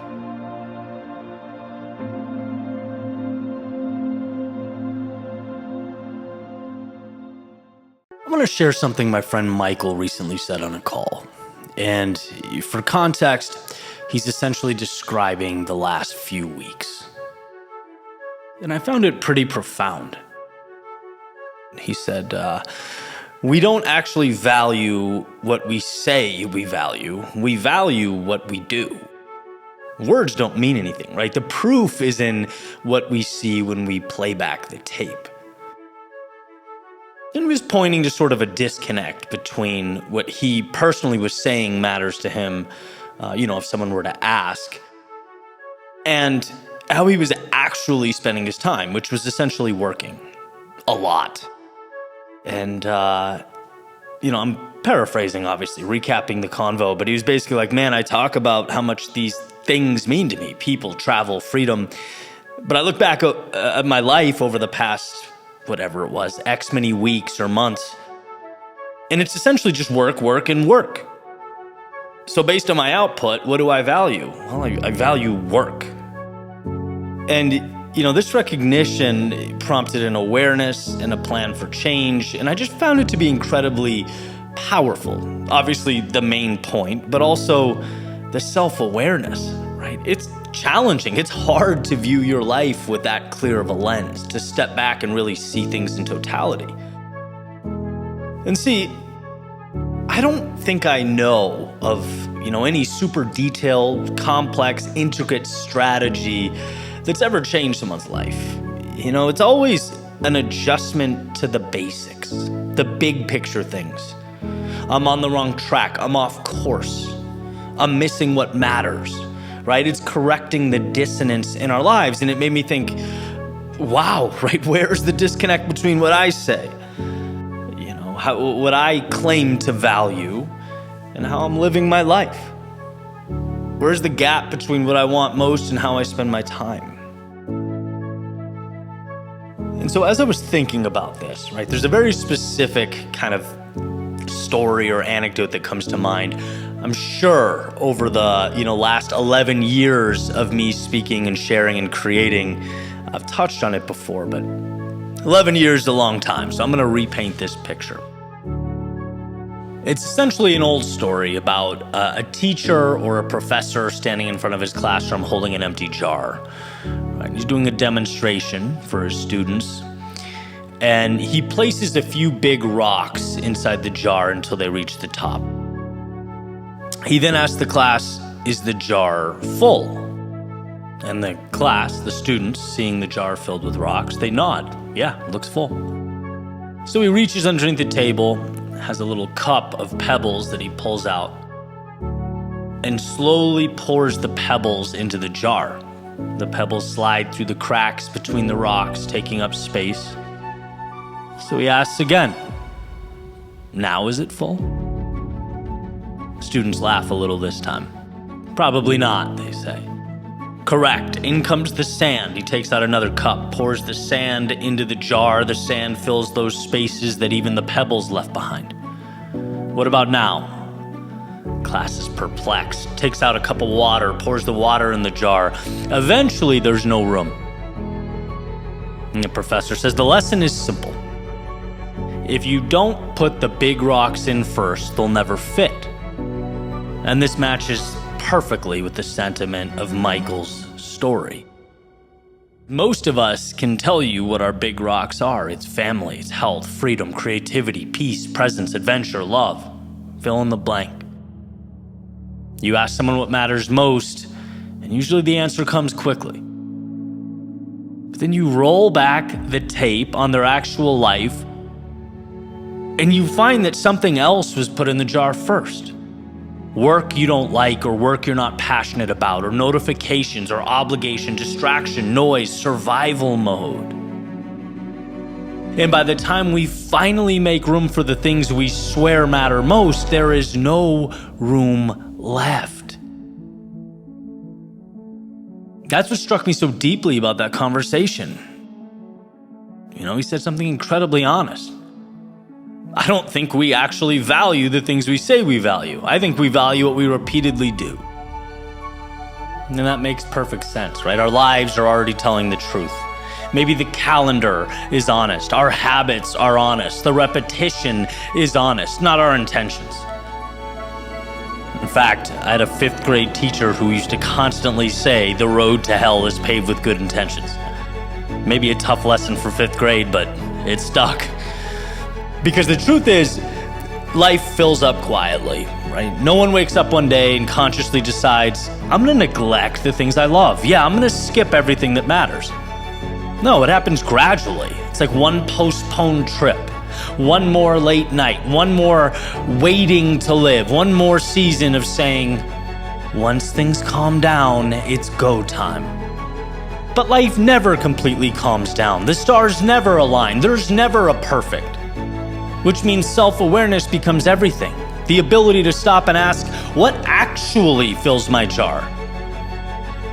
Because if the big rocks really matter, they can't be what we squeeze in afterwards. They have to go in first. So maybe the question isn't what do you want? Maybe the real question is, what does your life suggest you want? Our days leave fingerprints. Our habits tell stories. Our calendars become evidence. And eventually, whether we meant to or not, we become the product of what repeatedly fills our jar. That's the uncomfortable part, but it's also the hopeful part. From the pain comes the answer. Because just like Michael, once you become aware of that disconnect, once you finally see the gap between what you say matters and what your life reflects, you can change it. You empower yourself. Maybe not through massive reinvention or a perfect plan, but through the courage to do the things that matter first, to put the big rocks in first, to stop treating the things that matter like leftovers. Because just like a meaningful life is rarely lost all at once, a beautiful life is also built quietly, one intentional day at a time, one aligned decision at a time, one moment where you stop, look honestly at the tape, and decide, no. These are the things that matter most to me, and starting now, they are where I'll point my compass.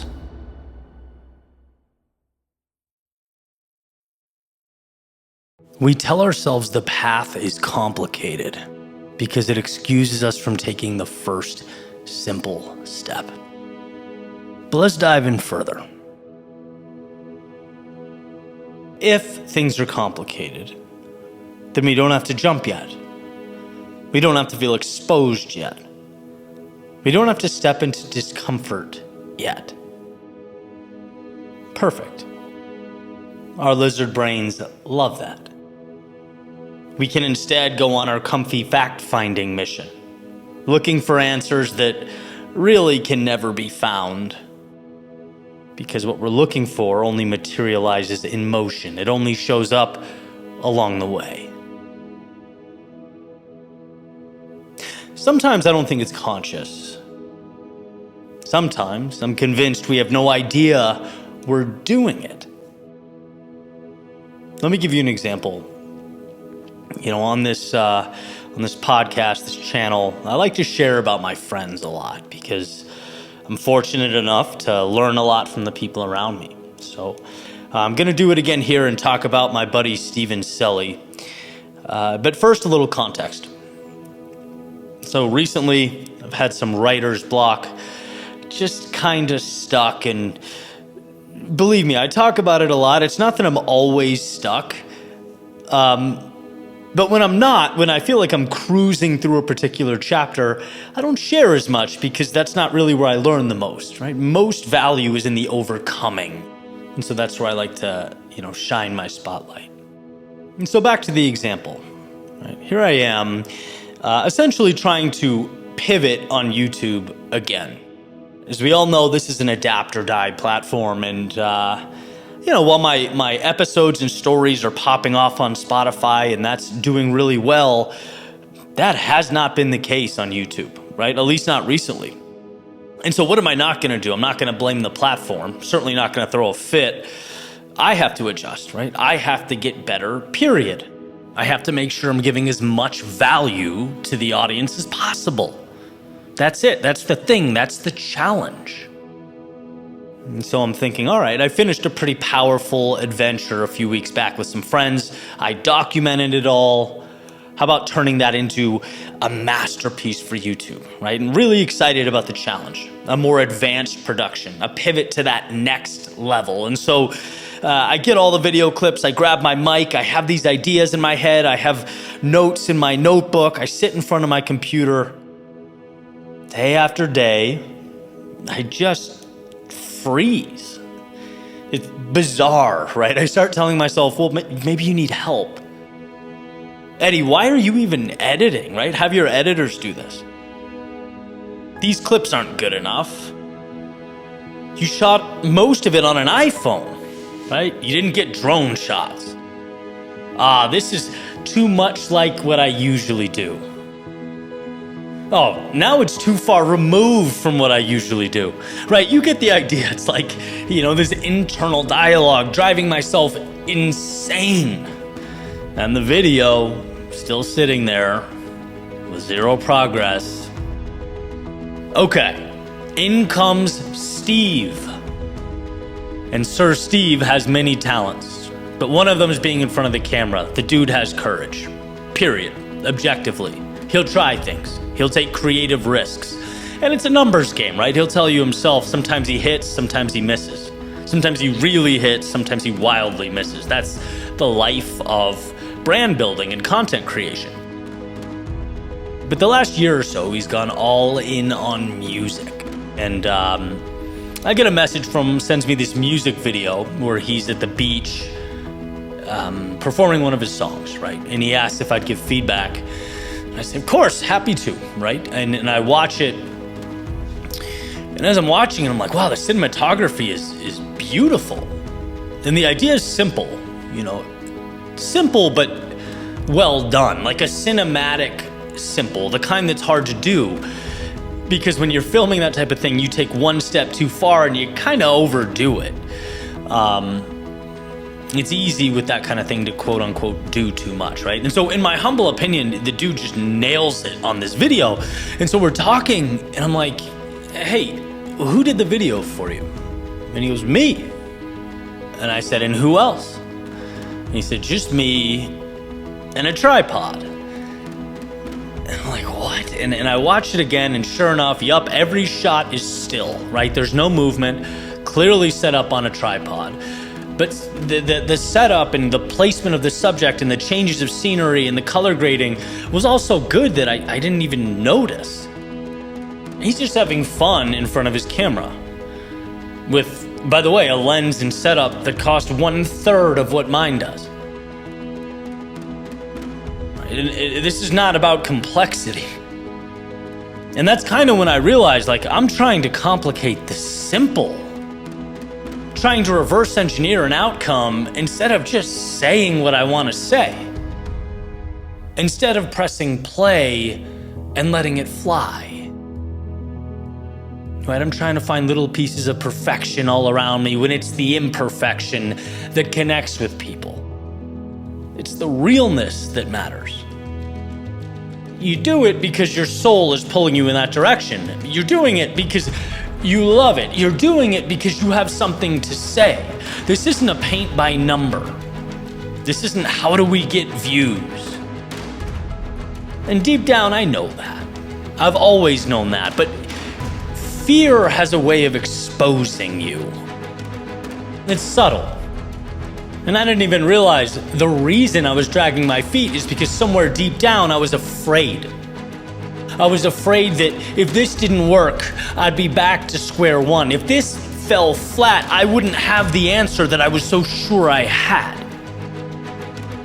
See, you don't win afraid. You can't win afraid. I don't need a Hollywood film crew or sound engineers or some secret formula. I don't need to study 30 Mr. Beast videos or watch every ultra marathon, documentary ever made. I need to trust myself and my abilities and what brought me here. What I need, like Steve, is to trust myself enough to turn the camera on and just go, to relish the simplicity, because simple means less friction. It means fewer obstacles between where you are and where you want to be. And look, I've been doing what I love for over a decade. And still, these reminders change my life. Still, I get yanked under and need to be pulled up by those around me. Still, the basics become camouflage behind things that don't matter at all. And I'm not ashamed of it. It's life. The difference is now I recognize it. I remember that being stuck is being afraid. They're not different. And for every excuse we make to ourselves about not being ready, not being good enough, or having what we need, there's a Stephen Selly on a beach singing into a camera, set up on a tripod with zero excuses. Sure, this is me sharing a personal epiphany, but it's also a call to arms. Because I don't know you, but I bet you have some version of this in your world. I bet there's something you want to try or start. I know there's something that's been on your mind, perhaps tucked away, kept in the shadows until you promised yourself the time is right. It will never be right. You'll never have everything. And the people that live lives of freedom, the ones who change things, they go. They don't tell themselves they need Steven Spielberg. They grab the tripod and they walk outside. And you, in your world, you have what you need. And when your brain whispers that you don't, know what that is. Fear attempting to take you down. And so here's to making sure that fear misses. Here's to doing what matters to you simply because it matters to you. The rest, not some of the rest or pieces of the rest, but all of the rest is noise.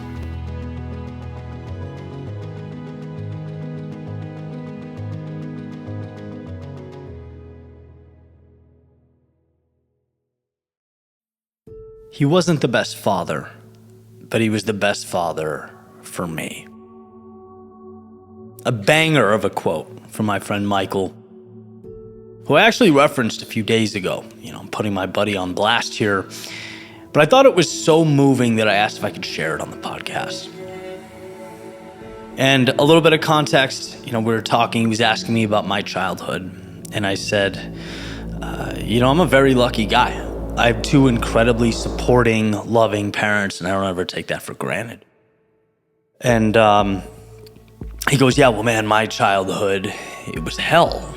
It was toxic, and I could give you a million examples, right? And he goes on, he starts talking about his father and sort of the pain around that relationship. And he says, my dad wasn't the best, but over the years, I've learned that he was the best dad for me.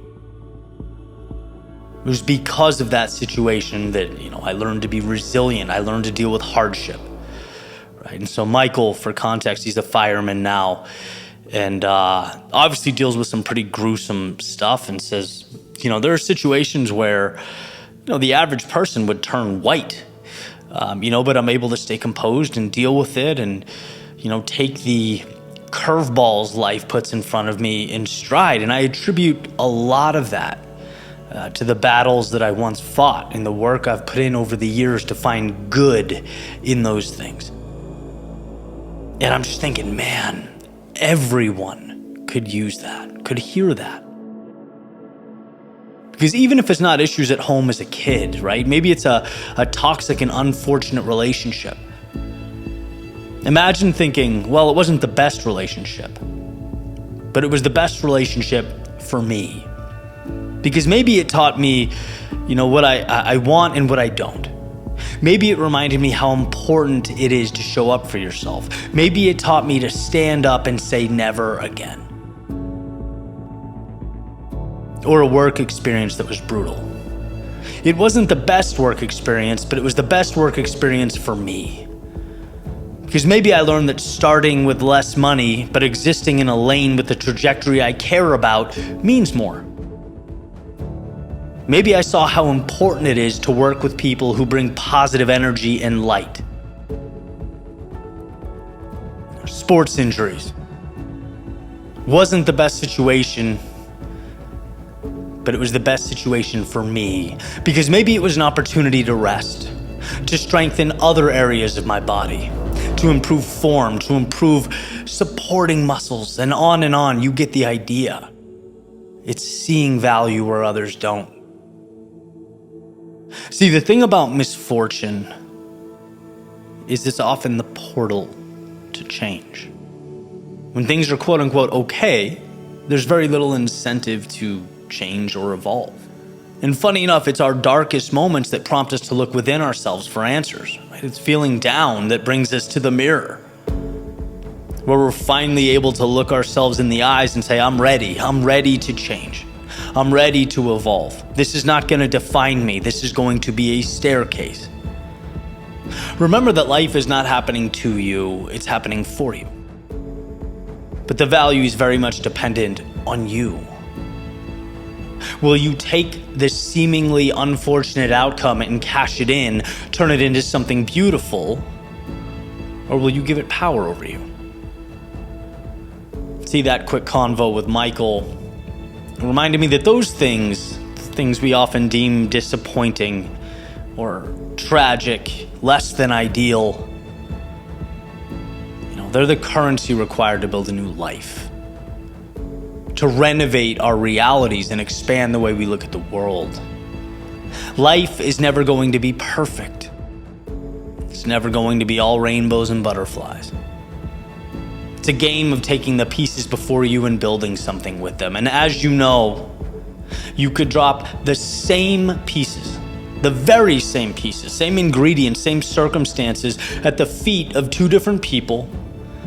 And one of those people could build a city on a hill, and the other could build a literal cell with steel bars around themselves.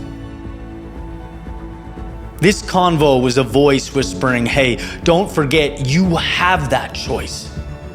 You get to choose what you'd like the world around you to look like. So when life drops something in front of you that seems counterproductive, that's painful, that on the surface certainly doesn't feel like the best thing for you, remember, it's very likely the best thing for evolving into that person you're meant to become.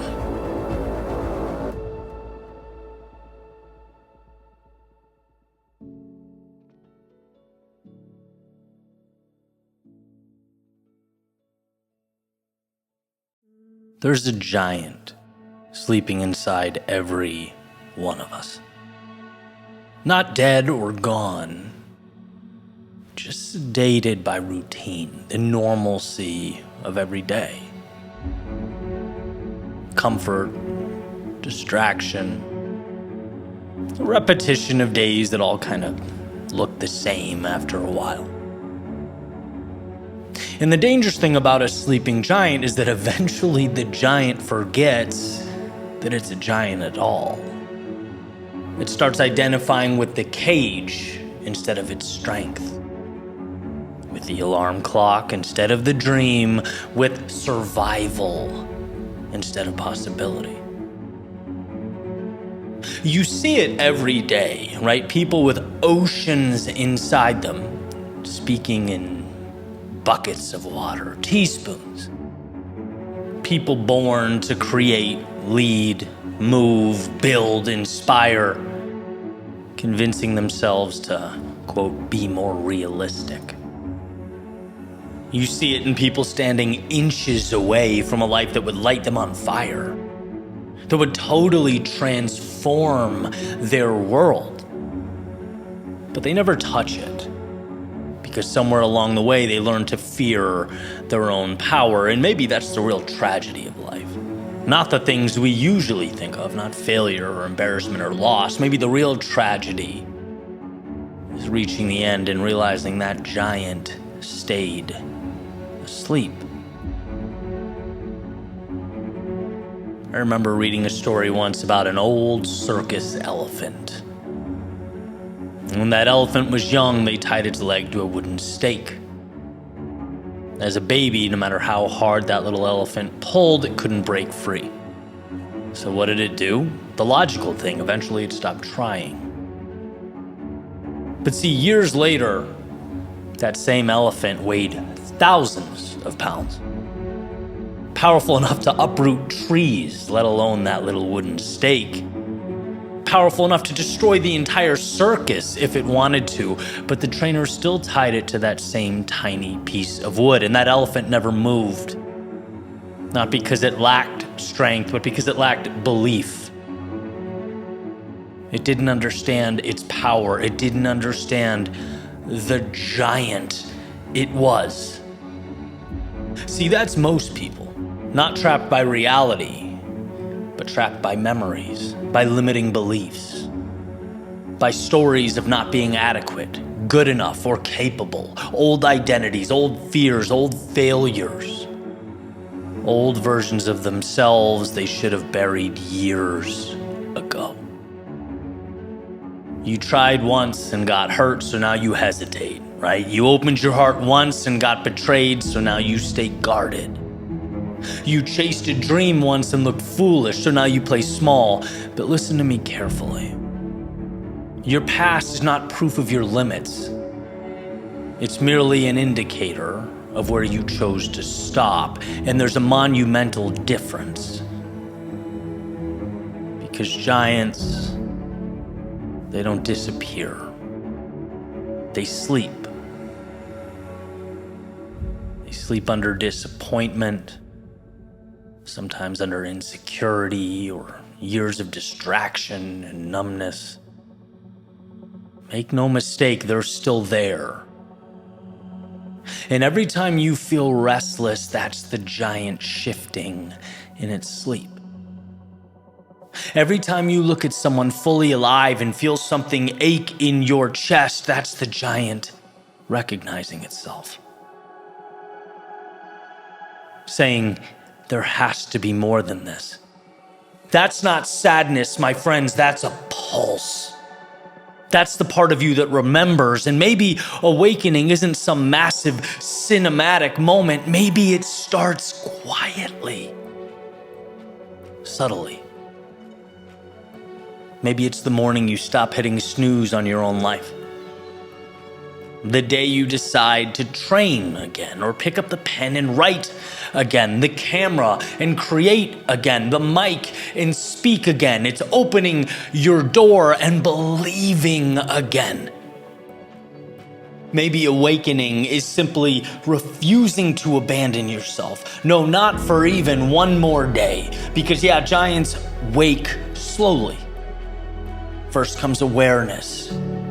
Then discomfort from the dissonance you feel. Then hunger because of the possibility that exists around you, right? Then one day the things that used to intimidate you start looking a little smaller and a little smaller and a little smaller. You stop asking permission. Stop negotiating with fear. You stop waiting for perfect, understanding that perfect doesn't exist. And suddenly, the same person who once doubted everything becomes dangerous. Not dangerous to people, but to limitations, to mediocrity. Dangerous to that version of you that desperately wanted to settle. That's the moment life changes. Not when the world finally sees you, but when you see yourself. Because buried beneath the fear and the insecurity and the exhaustion and disappointment, the hesitation, underneath all of that, there's something enormous inside you. A force, a fire, a sleeping giant. And one day, if you let it, it will wake up. The question is whether you'll wake it intentionally, or spend your entire life hearing it breathe beneath the surface. wondering what could have happened if you'd answered the call.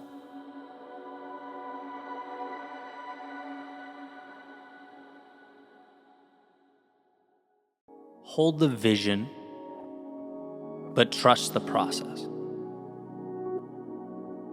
An idea that should act as our North Star, right? As we make our way through life, it proposes believing in a goal, but at the same time understanding that its manifestation will be unpredictable, challenging. It may not unfold the way we thought it would. To me, though, the most challenging aspect of personal growth, of building the things that matter, creating realities we dream of, it's the mandatory dance we must do with time. The patience that's woven into the equation, it's the empty spaces that we tend to use for manufacturing doubt and disbelief when life has given us nothing to react to. It's like we create monsters in our heads. And it's really an incredible thing when you think about it, right? I look back on the past decade of my life, and the hardest parts, and some were excruciating, they were pain derived from what I knew I hadn't yet accomplished. It was a feeling like I wasn't moving fast enough, like the winners in life had that over there and all I had was this over here. A completely nonsensical narrative, but one that certainly felt real. Discomfort from the delta or the gap between what I wanted and what I had. A feeling that would randomly dip in and out of my conscious mind as I sort of chipped away at my goals day in and day out. And I started to wonder, how can I better position myself to grow, to maintain that ambition, but also to do it with less anxiety, right? As I stated a few seconds ago, hold that vision, but perhaps improve my trust and relationship with the process. My ability to immerse myself in various pursuits without dwelling on the fact that I hadn't yet arrived. Because look, I know this game. We all know this game. There's always going to be another finish line to cross. That's a great thing, but can also, when we're not looking at it correctly, be to our detriment. There are always higher numbers to achieve. Again, incredible opportunity, but with the wrong perspective, dangerous. If you can't find a way to appreciate the now while you climb, you will be forever lost. There will always be a hole that's never filled. I think we need to be better about supporting ourselves along this journey. No one can be there for me like I can, and I think that's true for everyone. We need to be our greatest allies. So I brought this question up, as I tend to do with a few of my friends, right, with different perspectives. They look at the world a little differently. And basically asked, how can we get out of our own way? Is there a lane to both be tenacious in our pursuit of evolution, to continue doing the things that excite and challenge us, while also being a little easier on ourselves, trusting that dance we do with time as the process unfolds? And so I present this question to one of my friends sitting across from me at the table, and he thinks about it. He says, Eddie, well, that's what's gotten you where you are. That feeling like there's always more. It's the reason for the success you've had and the success you'll have in the future. It's what will push you. It's why you will succeed. People that accomplish things are never satisfied. Jordan was never satisfied. He was never happy. And in that context, greatness and happiness are not compatible. And, I took it in. I certainly appreciated the perspective, right? In many ways, I think he's right. Sort of reminded me of the idea behind Tim Grover's book, Relentless, that it's an obsession that must take place. It doesn't leave room for much else, right? Incredibly valuable to understand, if anything, just to see, just to grasp what it means to achieve in a world of obstacles. But truthfully, I wasn't entirely satisfied. Right? How can we better visualize the process so that we're more powerful allies to ourselves? That's what I wanted to understand. And a short time later, I'm at the kitchen table, kind of going over some analytics for social media, like YouTube channel, podcasts, stuff like that. And my father, who happened to fly in from Boston, he's at the kitchen table with me. We're having some coffee, and I made a comment about the trajectory of the numbers. I forget that particular week. Maybe it was higher or lower than expected. I don't really remember. But he made this comment about the patience that I've had with the channel over the years. Just an offhand remark. He said, the numbers are like the S&P 500, right? The stock market. There are days when it drops, there are days when it rises, but over the long haul, it's steadily pointed up and it continues to point up. And I found that so interesting. I harp on the small things a lot on this channel, the little breakthroughs that pave the way for larger transformation, ideas that change the way we look at things, which ultimately change the way we act, which change the results we get, and this happened to be one of them. It hit me just right.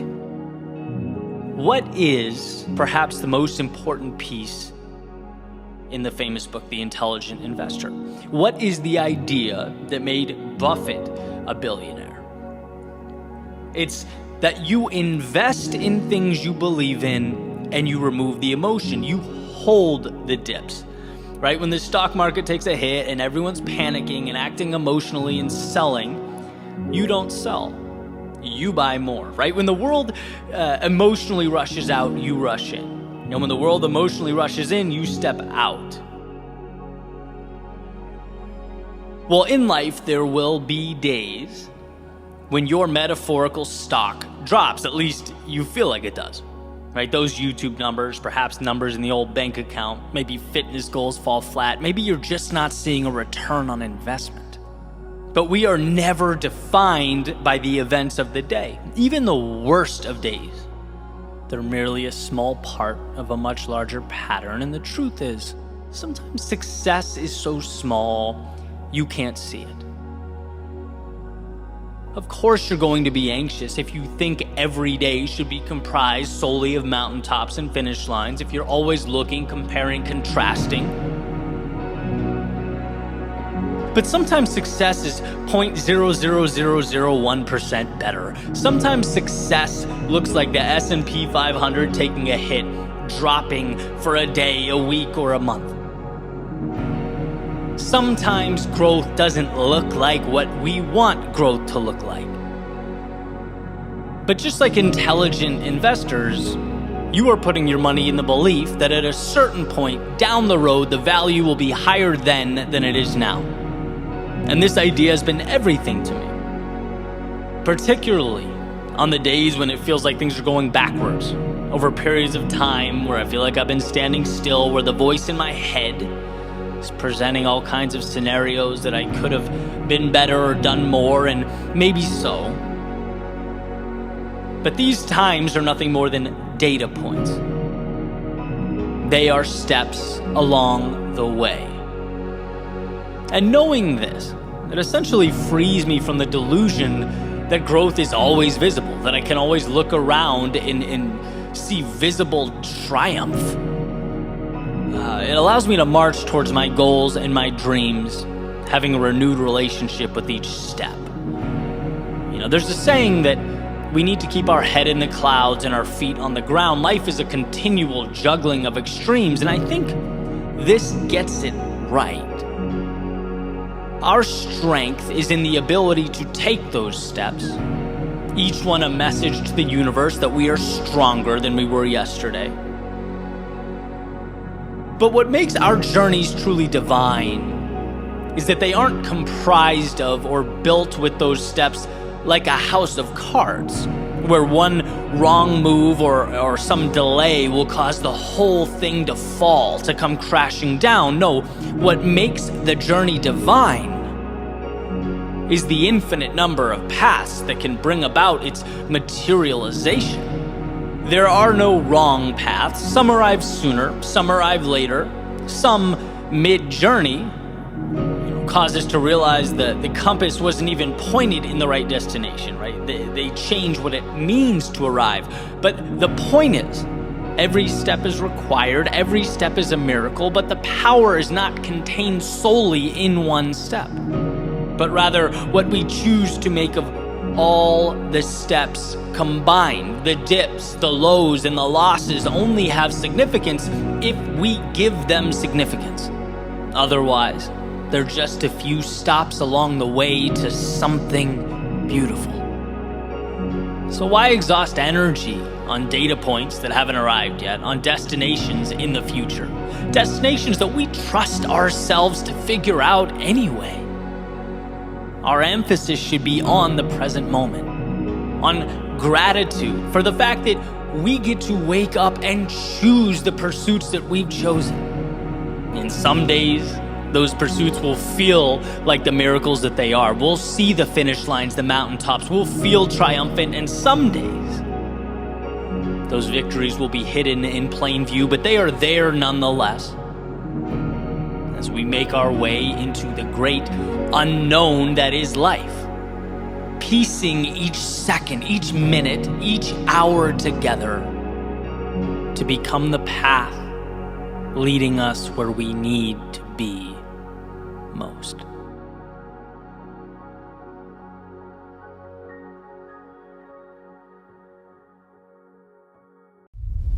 Sometimes you can do everything right and still not get the result you want.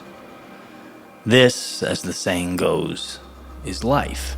I was chatting with my friend DJ recently. He plays baseball in Austria in the summer and fall.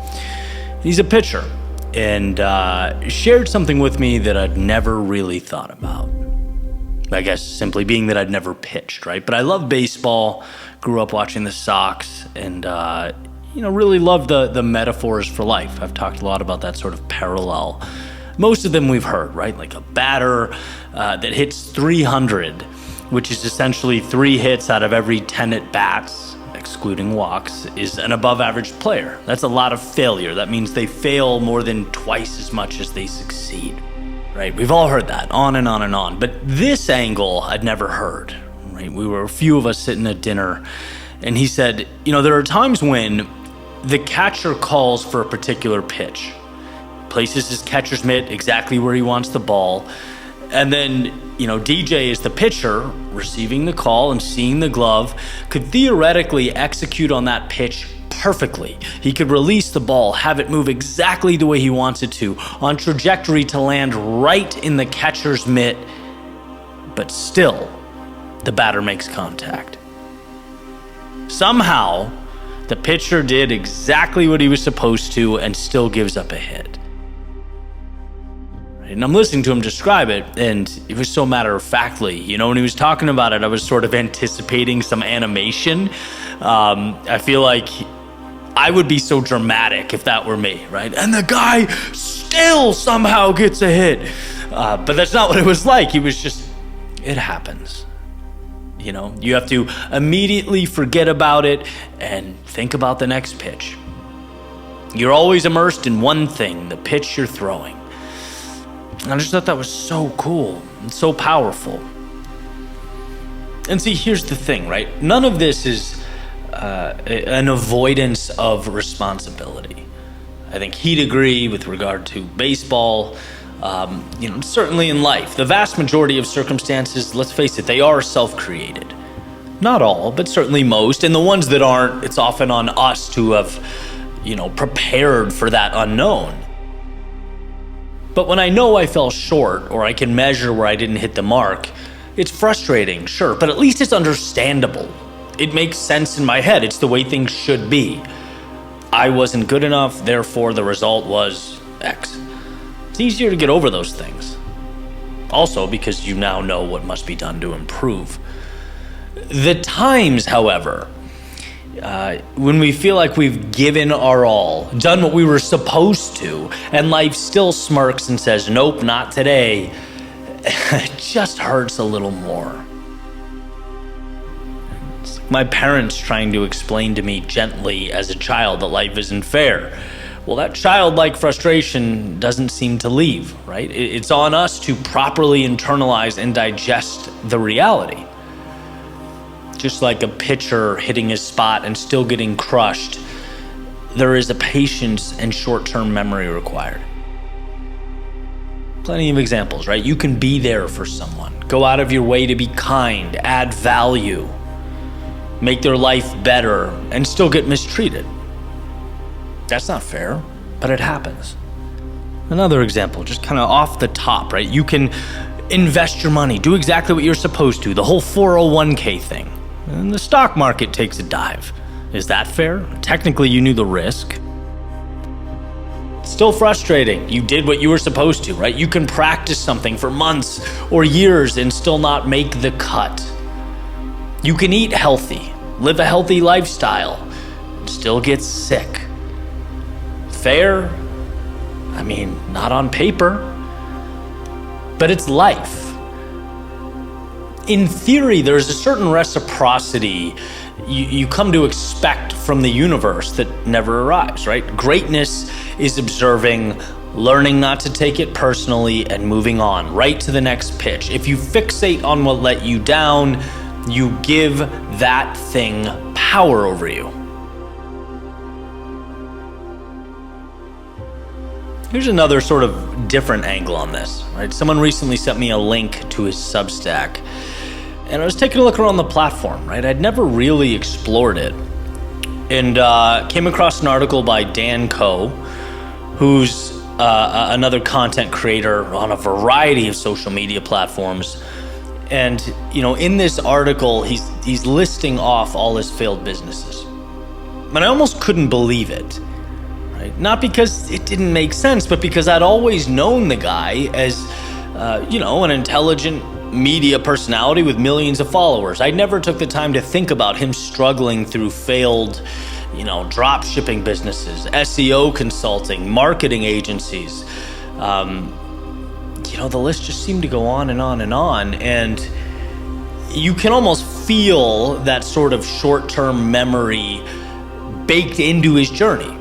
Now, I don't know him. This is all speculation, but it would only make sense, right? To have evolved that far, to have continuously moved on.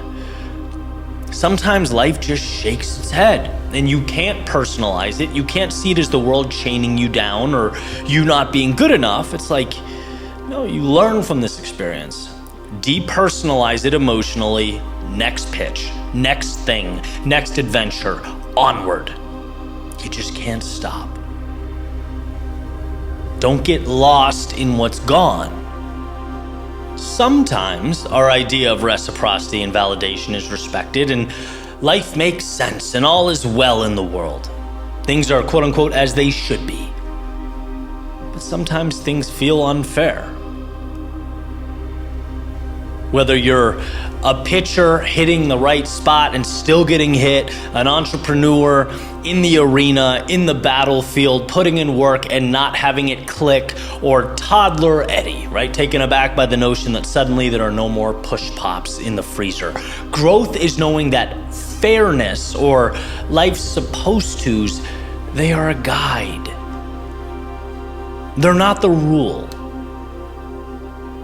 And if you feel slighted by life when it pulls the rug out from under you, and it will to all of us at some point, then you're losing the very thing that will make you great.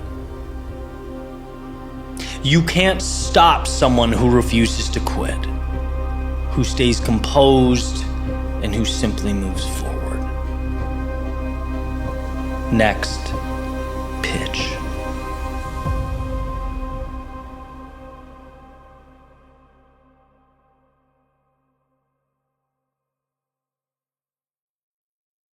The saddest words in life aren't, "I failed." The saddest words in life are, "I wonder what would have happened if I tried." Imagine that after your final day on Earth, before whatever comes next, right? You're invited to walk through a museum. And it's this giant building, marble floors, high ceilings, silent halls. At first, it's all familiar. You begin reading the plaques, and you start to recognize, wait a minute, that was a business that I never started. It was an idea that I spent some time thinking about. Continue down the hall, you see a book that was never written. On stories that you thought would be cool if they got out to the world, but never quite got to the forefront of your priorities. A giant mural showing a relationship that was never pursued. An exhibit with a city that was never moved to. A conversation that was never had. An apology that was never given. Exhibit after exhibit after exhibit, a version of yourself that never existed. And every exhibit carried the exact same title. Quote, almost. You keep walking, room after room, hall after hall, almost, almost, almost, almost. You recognize the faces. They're your faces. But different versions of you, different timelines and possibilities. Not fantasies necessarily, not impossible dreams, things that surely could have happened. Things that wanted to happen. They sat on the edge of your life for years whispering. But fear and comfort and the need for certainty, they all whispered just a little louder. And suddenly you realize this isn't a museum, this is evidence. This is evidence of every invitation life extended that you declined. Evidence that was impossible to grasp on earth. But nevertheless, evidence that existed all along. And this thought experiment weighs heavy. This is where it gets personal. When I think about the museum, I don't think about YouTube necessarily, or speaking. I don't think about the things that worked. I think about the things that pushed me way outside my comfort zone. Things now on the periphery of normal, on the fringes of life. One being my apparel company, AGNS. Always grateful, never satisfied. Because if I'm being honest, there are easier businesses. Far easier. Businesses with better margins, less inventory, less complexity, less risk. There's a million roads that would have made more sense on paper. But every time I tried to walk away from that idea, the idea of building a brand and apparel around it, a community of people that believe in something and want to rep that idea, something just pulls me back. Not because it's logical, it doesn't have to be, but because it means something. Because it represents something. Because every design, every message is another way of expressing what I and the people in my circle believe. Sometimes I ask myself, what happens if I don't do this? Not if it fails, but what happens if I don't do it?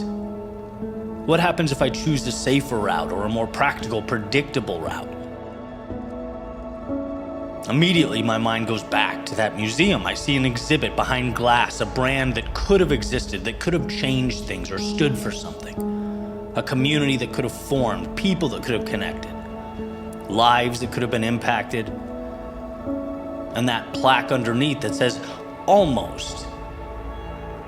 That scares me more than failure, and it should scare you more than failure as well.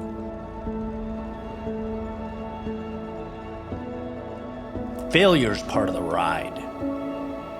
But becoming a spectator to my own potential, watching something meaningful remain trapped in possibility, that's terrifying.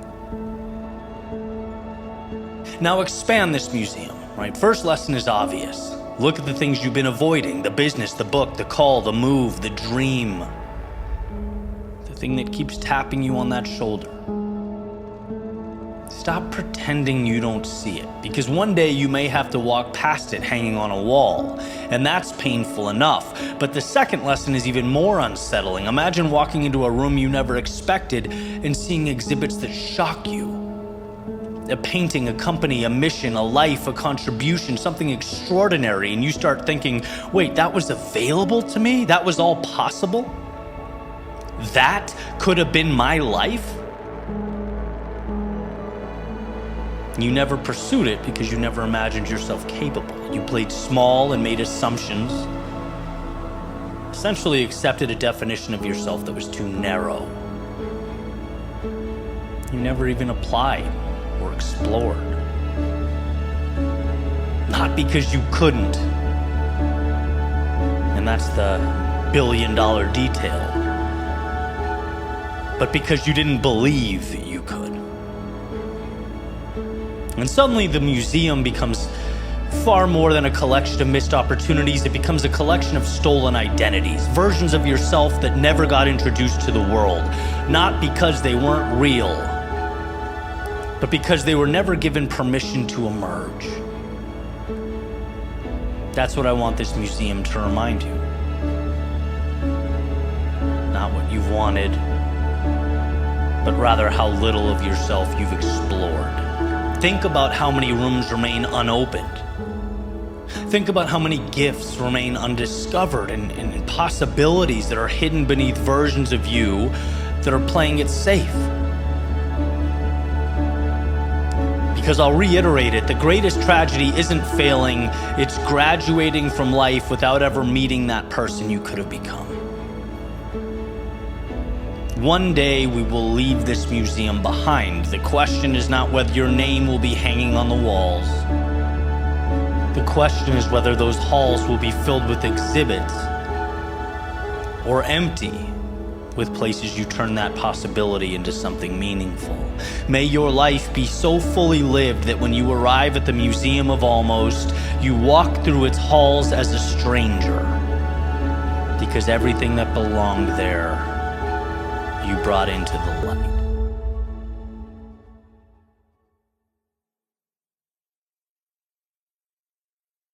A couple days ago, I needed to get away. Nothing dramatic or anything like that, just one of those times where a change of scenery is warranted. One of the things I love about living in Arizona is an adventure is always, right outside your front door. You just throw some stuff in the car, drive a few hours, and find yourself somewhere that makes you feel small. And so that's what we did. We packed up some gear, headed north, spent the night camping, and then the next morning found ourselves standing at the entrance to the Bright Angel Trail at the Grand Canyon. Now, if you've ever hiked before, and I suspect most of us have, you know how this story goes. Most hikes begin at the bottom, and the challenge is the climb. Every step upwards is the work. And depending on the hike, you'll get your lungs burning and the legs aching and the sweating and a little bit of suffering in there. But that's the point, right? You keep going because you know what's waiting for you at the top, that beautiful view, the reward, a moment to take it all in that makes all the effort worth it. And then after you're done, you descend the mountain and gravity becomes your friend. It's like the reward continues. Now you get to sort of float down, the hard part's over, the trip back down's easy, you've earned it. That's how most mountains work. But the Grand Canyon isn't most mountains. The Grand Canyon is, the inverse of most mountains. At Bright Angel, you begin at ground level, which is the top, and the first step takes you down, and every other step after that takes you deeper into the canyon, deeper into the silence, deeper into something that feels almost endless.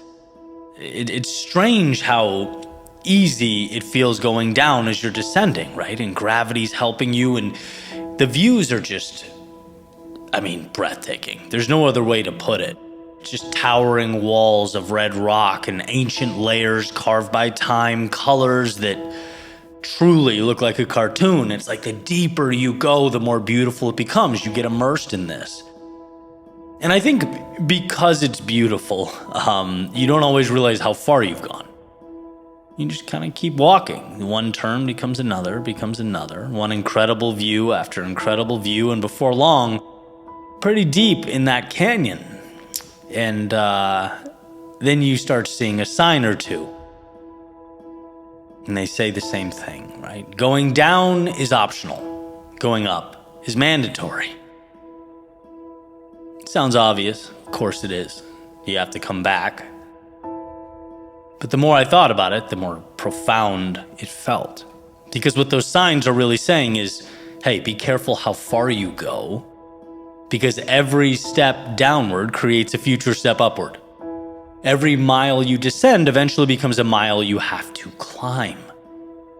Every commitment creates a cost, every dream creates a responsibility, and standing there in the canyon, I realized that's not just how hiking works, that's how life works. Life gives us all a trailhead. And from that trailhead, we get to decide how far we're willing to go. Nobody's forcing us. Nobody's standing behind us with a stopwatch. Nobody requires us to pursue something extraordinary. We don't have to write the book or start the business. We don't have to reinvent ourselves. We don't have to chase a dream that keeps us awake at night. We don't have to ask more of ourselves than what is necessary. Life will gladly let us stay at the top near that rim. There's nothing wrong with that. But if you choose to go deeper, if you choose to explore what you're capable of and follow that pull of something bigger, understand what comes with it. Because eventually there is a climb and there is resistance. Eventually there are moments when your legs do shake and moments when you do question yourself. Moments as you ascend this staircase into the clouds when you wonder whether that journey was worth it. You'll want to quit. You'll want to stop. And that's where so many people become confused. They think the struggle means they made a mistake. Pain equals wrong, right? That's what the brain likes to signal. They think the difficulty is evidence they should turn back. That the difficulty isn't evidence you're lost. Difficulty is evidence that you went somewhere. The climb is not punishment, it's the receipt. It's the natural consequence of caring enough to go deeper than most people are willing to go. Think about the person that walks, a few hundred feet down that path and then turns around. Maybe they wanted to step in, take a quick snapshot with the camera and get back to the car. Their climb is easy, right? Their legs didn't burn, their lungs didn't scream, there was no questioning themselves. But they also didn't have the experience you did. The same perspective or stories. They didn't get the transformation at the top. In fact, the top probably meant very little to them. Now think about the person who goes all the way down. I think it's about 14 miles, right? The person who disappears into the depths. The person who keeps walking long after it becomes inconvenient.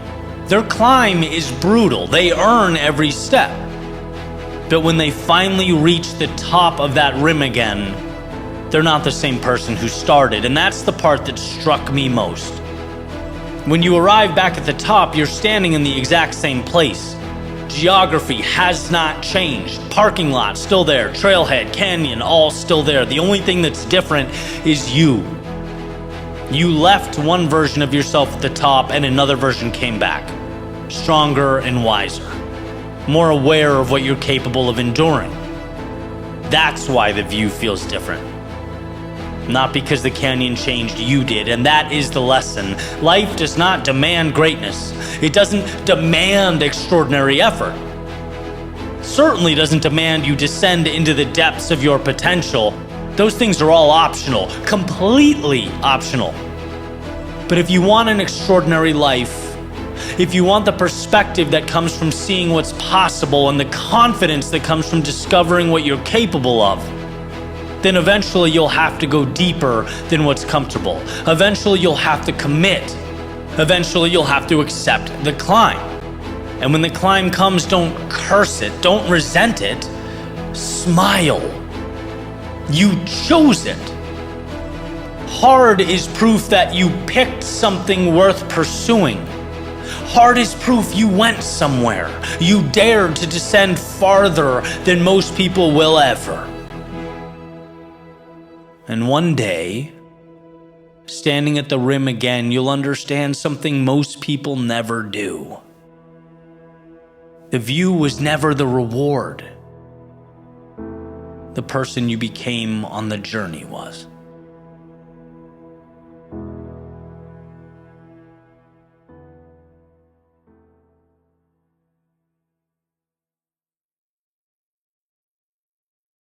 I am imperfect. A fraction of the man I hope to be someday. You know what? Here I go, and forward I march. If you thought being real took courage, wait until you hear about the courage required to be imperfect. To start before you're ready. To build without all the tools. To present yourself to the world unpolished, anything but buttoned up.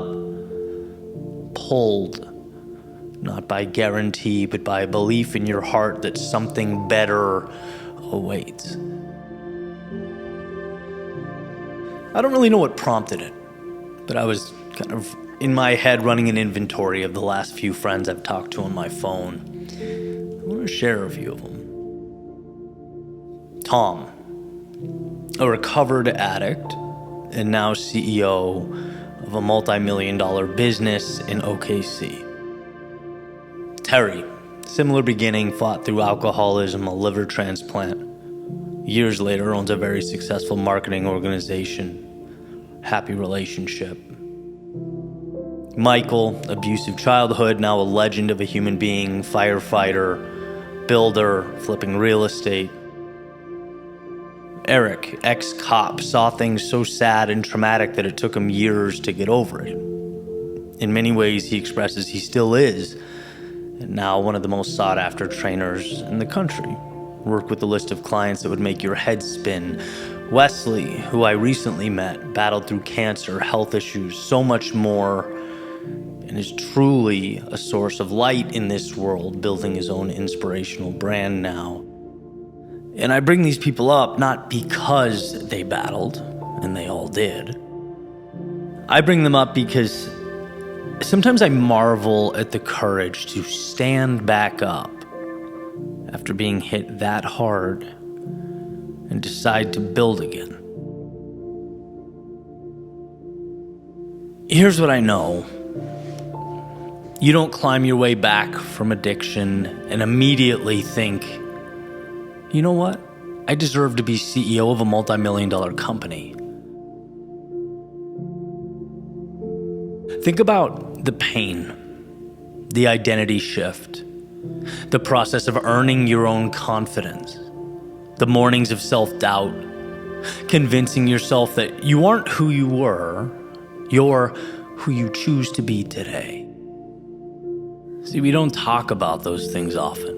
Because let's face it, we don't see them that often. It's behind the scenes. But that, as far as I'm concerned, is courage to its fullest extent. I am imperfect. I am a fraction of the man I hope to someday be, but you know what? Here I go. Forward I march. Because the normal human condition is to be so wrapped up in our own battles that we sometimes feel we are the only ones going through it. We forget others dealt with pain. We overlook the fact that many of the people we look up to push through a fog of doubt every morning so thick that, they aren't sure what the other end will look like. Now, there are a couple of ways to take all this. And let's run that thought experiment. Route 1, you fixate on the fact that the human condition is suffering. It's inescapable pain and anguish. Or you take Route 2, and you think, despite that truth, look what these people rose to create. Look what so many others made with their quote-unquote unfortunate situation. And hey, look what I can do with mine. It's funny, I read it so long ago now that I only remember like a handful of ideas from the book. But in Ernest Becker's The Denial of Death, I'll never forget the suggestion that the human predicament is we are simultaneously gods and worms. Worms because we are imperfect flesh, flawed, decaying, in many ways lost. Yet despite these natural animalistic characteristics, we have this beautiful, godlike ability to transcend, to walk eyes wide into the abyss, not knowing what awaits, feeling anything but ready, and somehow pushing through the terror, avoiding the grasp of despair. And then there's the notion that, yeah, it's one thing to survive. It's another thing altogether to come out on the other side and build something beautiful on the corpse of what could have been your excuse. To dance on the grave of regret as you offer something divine to a world that desperately needs it. It's easy for us to overthink this, right? Especially since on paper it doesn't really make sense. Ask a 5-year-old, hey, should you go before you're ready? They would almost certainly say no. Is falling good or bad? They would almost certainly say bad. That's sort of intuitive.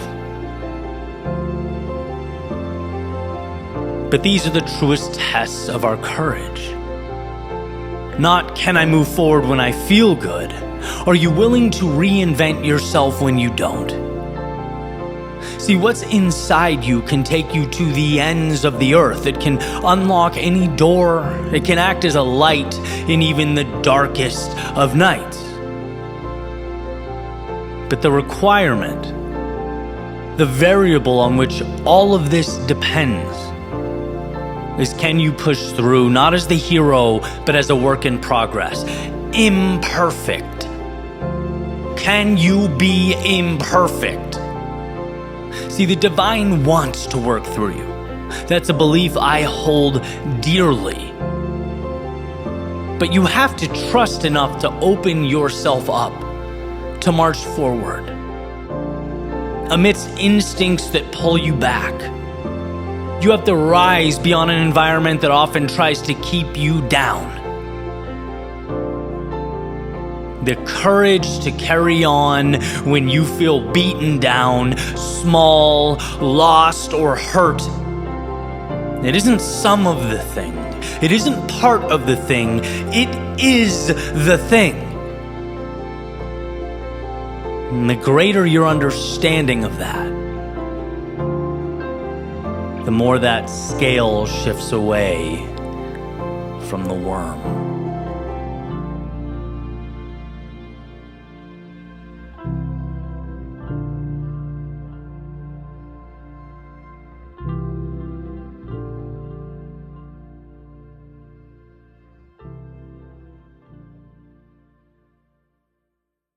You need to trust yourself. Yes, you. Think about it. Why would you trust strangers over your own intuition? Why would you give others sway over the things in life that matter to you most? Close your eyes and imagine that perfect ending, that North Star. Why would you so easily trade that away? And I'm not sure if it's simply out of caution, because historically I've been overly thorough, but it's always been incredibly important to me that I get consensus, that my friends or family or people that have had success in business, I really wanted them to feel what I felt and see what I saw. And I'm guessing that, in some capacity we all do. We like to hear, hey, that's a great idea. You're amazing. That's incredible. But I want to show that other than validating our egos, feedback, negative or positive, is often pointless. Let me first start with what I'm not saying. I'm not saying ignore the analytics, the numbers and data. I'm not saying to go through life blind. I'm not saying your audience or customers or support base is wrong when they push back on something, a product or service or a creation. What I'm saying is simply this. The world cannot see your idea. It is make-believe. It's irrational. Nothingness.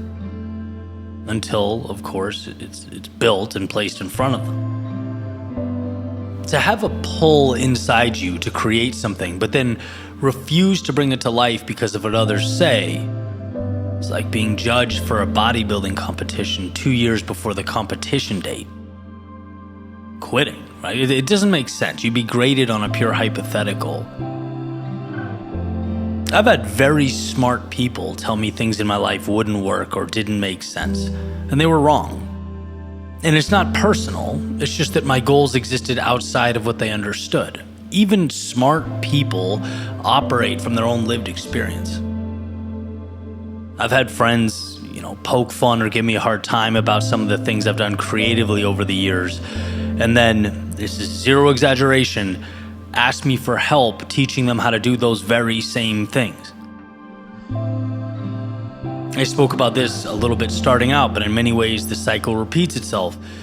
People ignore or show no support for what you're trying to do until it works, right? Then all of a sudden, like moths to a flame, they're back, right? Dying to reconnect because it's quote unquote been too long, time to catch up.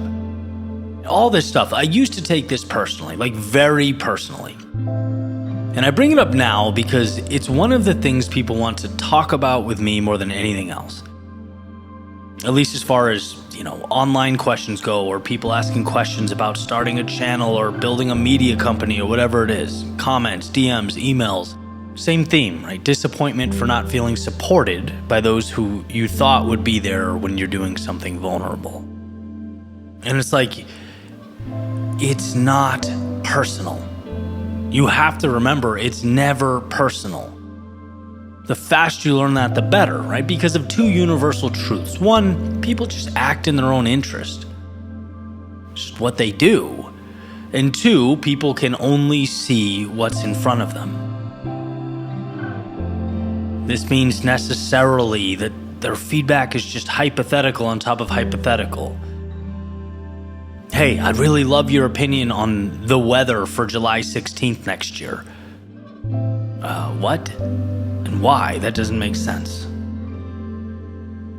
Same idea.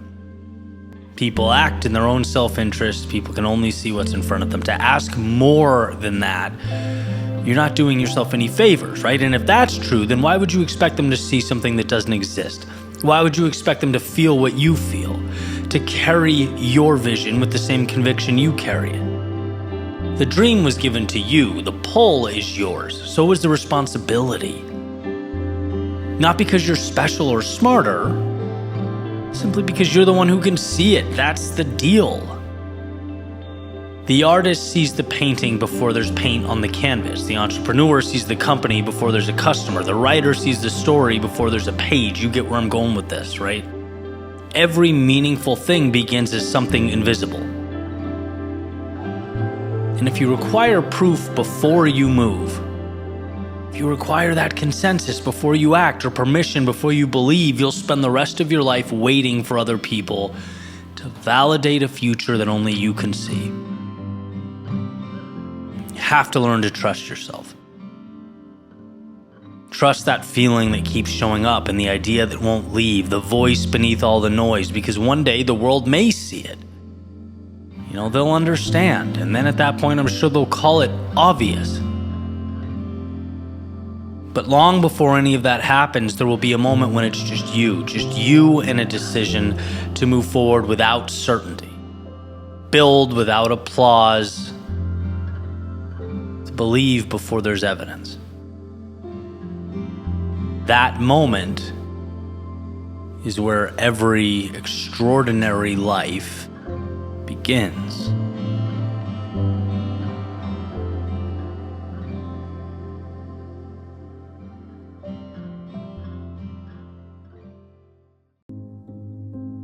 The world, it needs you. But it needs the real you. Not the one with the mask looking to blend in. Nor the one making all those concessions to avoid being left out. No, the real you. With your flaws and your insufficiencies, your strengths and your gifts, your hopes and your dreams. It needs the you that so often hides away underneath that blanket of caution and skepticism. The you that's coupled with vulnerability, more easily ignored than brought to life with conviction, but that's the you this world needs. When I was younger, I seemed to separate life into two categories. Me in one, and everyone else in the other. And guess which of the two categories I assumed had it all figured out? In my mind, I was the one, the only one who didn't know. The one who was winging it, stumbling my way through each and every day. All those other people, though, they not only had plans, they had the right plans. They knew the right details, but I didn't. And so in my head, me being right required I necessarily look to them. I follow their lead. Since there exists an established correct path, that must be where I steer the ship. But then some time passes. You grow older, maybe pick up a little wisdom along the way, and you realize that no one really knows what they're doing. There are very few objectively correct roads that must be traveled. Life is not a paint by number, it's a blank canvas. And understanding this changed the image in my head from one of me knocking on the door of a party everyone else was at to visualizing almost 8 billion individual souls running around trying to figure things out in the limited stretch of time they have here on planet Earth. I realized I had at times felt small only because of the gravity I attributed to people who were just trying to figure it out themselves. And the point, certainly not to diminish anyone else's journey, it was to give myself permission to embark upon my own. It's just hard to do that when you view everyone else as one collective, all-knowing entity, as opposed to 8 billion people just like you with thoughts, fears, hopes, and plans. The question is not what is the right thing to do here. The question is, when will you allow yourself to venture out into the world and find what the right thing means for you? That's what's required. And the world will be better for you having found it, because after all, no one sees life like you do. No one has the background or worldview. The universe has conspired to put you as you are here now. Almost an impossible occurrence in and of itself. How easy that is to forget. We were born on the summit, yet the inclination, for some reason, is to keep our eyes closed. No, open them. Take it all in. Allow the view to propel you forward. The world needs you. It needs you with your mistakes that have helped you evolve into the person you could never have been without them. It needs you with your worries and your fears. Conquering them will be pivotal in your evolution. It needs you with your flaws and blemishes. How else would life convince you that the things that make you different are the same things that make you strong? It doesn't matter how many people tell you or try to explain to you the magnitude of what's at your feet. Life does not begin until you allow yourself to start living. Until you realize that yesterday does not define you. And the categories in which you've placed yourself, they're transitory. The past is not the reason you can or can't begin again. It's not who you are forever. No, it's the advantage you now possess as you move forward, should you choose to move forward. It's in realizing you are bound by nothing that you free yourself. And for the one wondering, why does it matter what I think? Why should I start or try or risk anything? Why should I pick up the brush and start painting on that canvas before me? Well, because that step is where it all begins. The meaning, the purpose, it's all predicated upon our willingness to pick that brush up and start painting. You ask, what's the point? The point is everything. One detail at a time, we dismantle our previously held notions about what life is supposed to be and finally start living one that matters. No one's masterpiece will look like yours. No one's depiction of life will follow the same parameters you've etched onto that canvas. In fact, there are people that will be changed forever because you chose to live your life fully. There are lives of those around you that will be transformed because you picked up the brush. There are stories that will now end in triumph because you found the courage to start, to see light in yourself.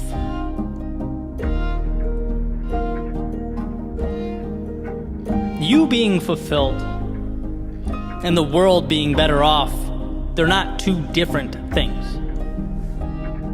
When you live a life true to yourself, when you let go of the have-tos and step into the get-tos, the world experiences the luxury of the beauty that comes next. When you fill your cup up first, you're able to then replenish those around you. That's not nothing. So who are you? Beneath the characterizations, beneath the roles you've taken on, beneath what you feel you're supposed to be, all that. Who are you, and will you give life to that person? Will you be that courageous? After all, that's what life is. It's not a game of right and wrong so much as it's a game of courage. The ones willing to take the leap end up worlds away from where they began. So my ask of you is that you begin tearing down those walls created in your head. The ones that accumulated over days and months and years. The ones that box you in or keep you out, that suggest you are anything other than that 1 in 400 trillion miracle, ready to embark upon the ride of a lifetime. And sure, it means shedding the comfort of obscurity, the safety of projection. Looking yourself in the mirror and saying, I am worth it, and there's more out there, means without question you are taking off the training wheels, dancing with vulnerability. But it also means when that time comes, you look back on how you lived your days, you can say, I truly lived. You can say that the world needed me, and I had the courage to heed its call.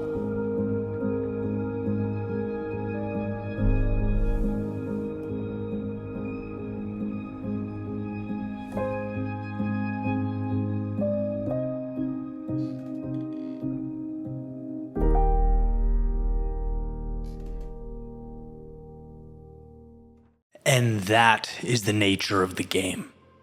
Glory and pain walk side by side. Last weekend, there was a pretty big UFC fight. Now, when it comes to the UFC, I'll just get this out of the way, I'm as bandwagon as it gets. I know very little, like 3 or 4 fighters.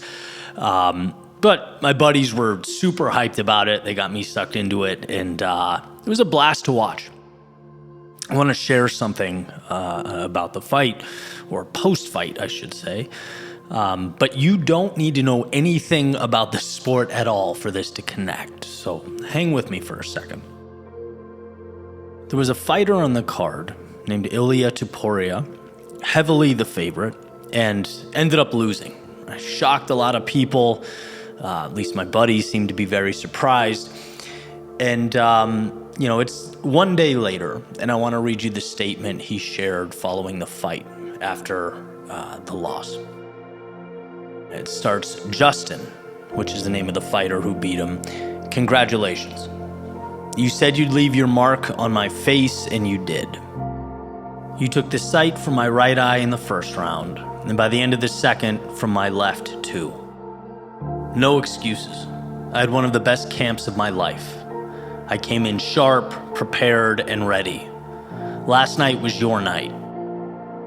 That's the nature of this game.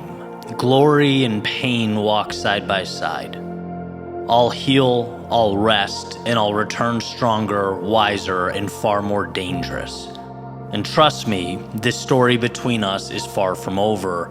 We will have our rematch." Now, I'm sharing this because I believe this should be the ethos we all live by. And I want to dive into it. First and foremost, he was beaten by a supposed, quote-unquote, lesser opponent. He doesn't shake his fist at the sky and scream, doesn't make excuses, doesn't pretend he had a hidden injury or wasn't feeling well or was disadvantaged somehow before the fight. No, he says, "Today you were better than me. You were the better man." And every day we show up and step into the arena, we all know, right? There's a chance that our adversaries will get the best of us. This possibility is what scares a large amount of people into hiding, into a life lived not on the stage or on the court or in the octagon, but in the stands, clapping, cheering, booing, instead of stepping in. Ilia went to war knowing what was at stake.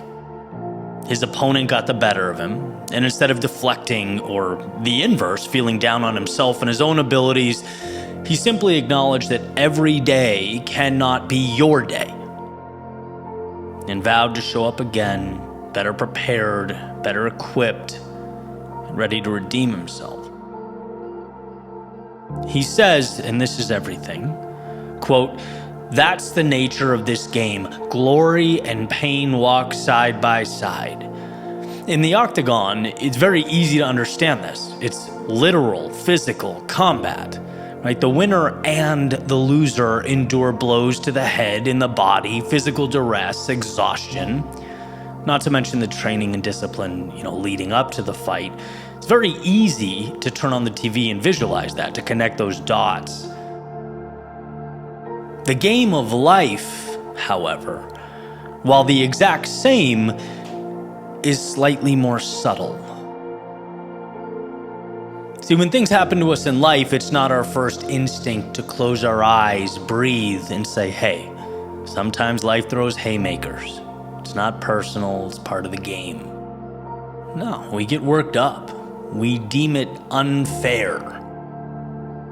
Project out. I was kind of poking fun at myself. Last week I got a ticket from California for a car that apparently went through a toll with a similar license plate. And just kind of set me over the edge, right? It was like a straw that broke the camel's back thing. Long day. But it's such a small thing. I can fix that with a phone call. It's nothing. Imagine the bigger things that collapse in front of us or diverge from our expectations. The loss, the heartbreak, the letdowns, the pain. Sometimes a day that should be easy gets the best of us, right? And we have to decide, what it means and how we're going to process it. We're in the octagon of life trying to win the day, preparing the best we can, showing up, and sometimes it's just not our day. And I'm going to etch that quote into my brain. I encourage you to do the same. That is the nature of the game. Glory and pain walk side by side. If you want the glory, the growth, the joy, the peak moments, there will be pain.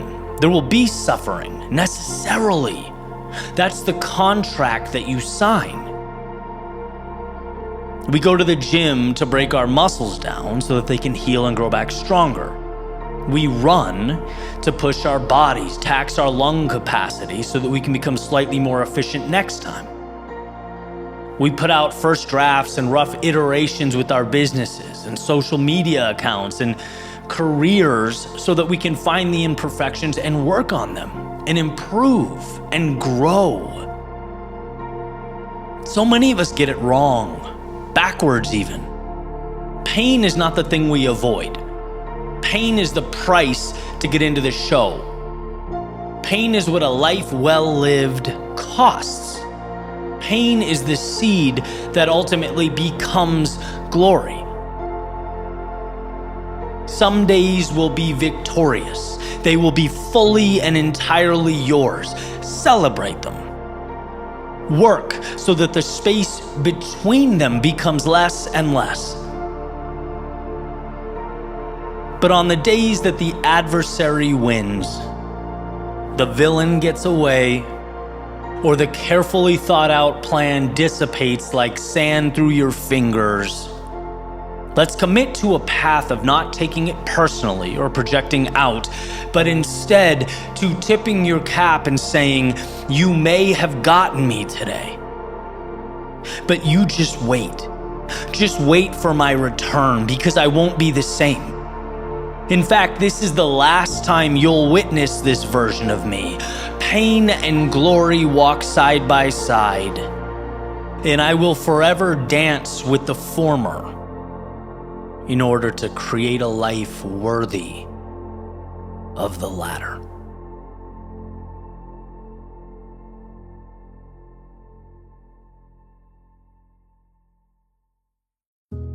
I had a friend reach out last month and pitch an idea. Eddie, there's a 150-mile bike race called the MS 150. It's happening right here in Texas near Houston. But Eddie, instead of cycling it, what if we rucked it? And for those who don't know, rucking is essentially walking with a weighted vest or backpack on. He continued, so it takes the bikers 2 days. But if we leave a few days before them, we'll then have 4 days to cross the finish line at the same time. I did the math, slightly less than 40 miles a day. It's a lot. We laughed. No one's done it before. We laughed again. Crazy. But ultimately we agreed.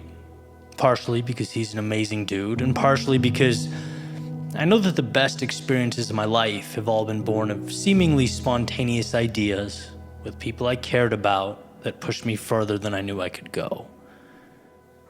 We told people, they laughed and said it was crazy. We smiled and agreed. Sure enough, the day arrived. We were accompanied by a mutual friend, making it 3 of us rucking total, as well as our significant others who were alongside us the entire time in a Bronco filled with food, drinks, and medical supplies. As we started out, we laughed. Boys, this is crazy. But just like it takes a fraction of a second to realize your hand is on a burning stove, we weren't really sure what we'd gotten ourselves into. Day 1 was fun, actually. At least most of it. Setting down the camera, walking past it to get those artsy passing by shots. Close-ups of flowers and trees blowing in the wind. The 3 of us reminiscing about old stories, lessons, some dad jokes, even some friendly debate, which I'm sorry, but you guys cannot convince me that we haven't been to the moon. As much as it drives all my buddies crazy, I won't bend.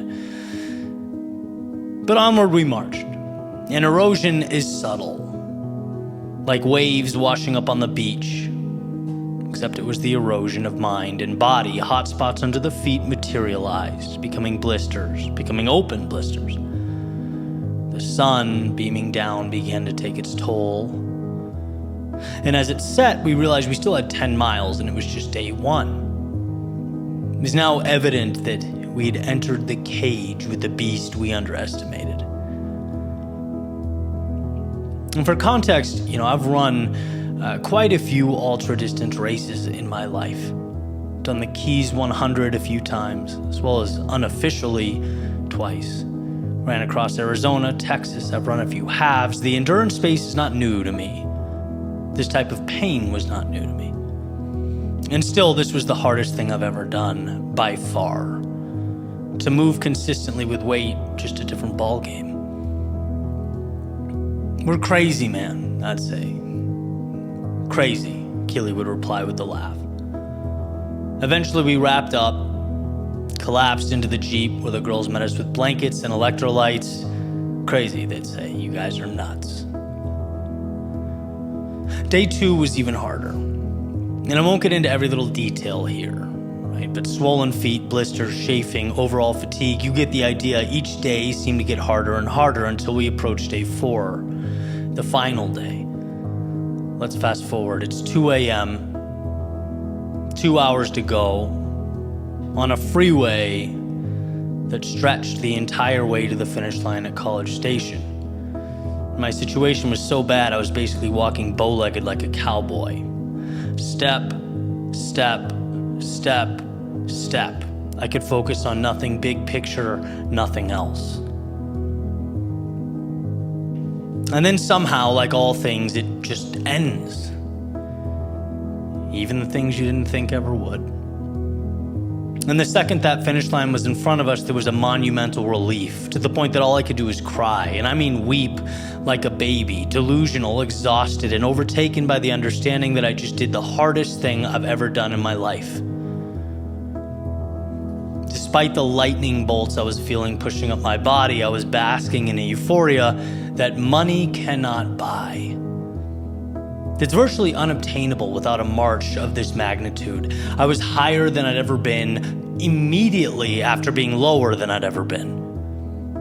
Like an elevator that takes you from the depths of Death Valley to the highest point of Everest. What is this feeling? I started imagining a world where I never felt this, where I gave into the pain on day 2, or bowed down to the raw skin or swollen, blistered feet I was working with earlier that day. That was crazy, we said to each other one more time. But as we got into the Bronco and drove towards the hotel at 4:30 that morning, looking out the window, I started to think, maybe it wasn't crazy. Maybe it wasn't crazy at all. Maybe it was necessary. Absolutely necessary. Maybe, just maybe, it was everything. A little piece of life reserved for a small few. Reserved for a select group. A gold mine, gate-kept by nothing other than the question, how bad do you want it? Crazy, on the other hand, well, I think that's more a story of never pushing yourself to that feeling of ecstasy, of pride.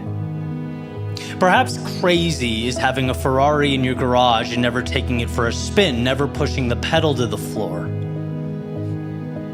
Crazy is being so scared over breaking up with normalcy that there's never that little seed of doubt in your stomach, that fragment of fear, that resistance, where you know you're strong, but you also know the Goliath before you is no slouch. Crazy is never drawing your sword and confronting him. I couldn't stop playing it back in my mind. Was it stupid, or did it remind me that I'm alive? Was it insane, or did it propel me closer to the life I want most? Was it pointless, or was it the point entirely? We'd accidentally chosen the path that we needed most. What we'd done is stumbled into the very thing that makes life worth living. And man, to look back and realize how easily we could have said no, missed it. How crazy.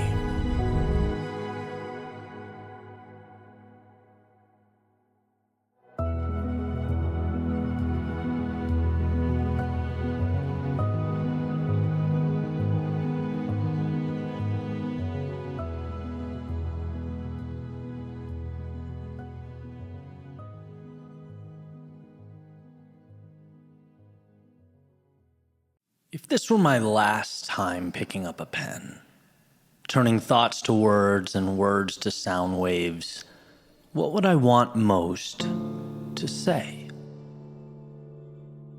Man, what a question. Well, I suppose I'd start with that very notion. The last time, right? The idea that any point could be the last time. The last time you pick up your pen, call a loved one, go on a jog. Like, we just don't know, right? And the word urgency probably isn't the right framing, but I would point to the magic in giving the present, the now, the respect that it deserves. Not treating each moment as though it's merely a bridge to the next moment. I'd emphasize the notion that every breath is the opportunity. I'd probably reference some of the things I've learned recently, not because of recency bias, but because of the fact that it took me so long to get it, that it took me decades to finally understand so many of them. For example, people. People is a big one. It's been a very big theme, right? Having the right people in your life fixes so many other problems. What do I do when respect isn't reciprocated? How do I handle constant misalignment in my life? Where do I grow and enhance my energy when it feels suppressed? Well, if you treat your inner circle the same way security treats a vault at a bank, so many of those questions solve themselves. Spend your time cultivating a circle that lights up your life, not constantly patching up holes left by people who let you down.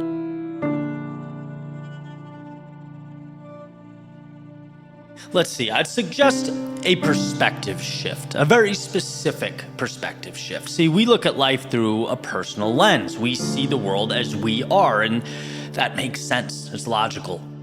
But it's important to know that we're often incapable of seeing life through the eyes of others. It's just impossible to feel their pain or understand where they've been.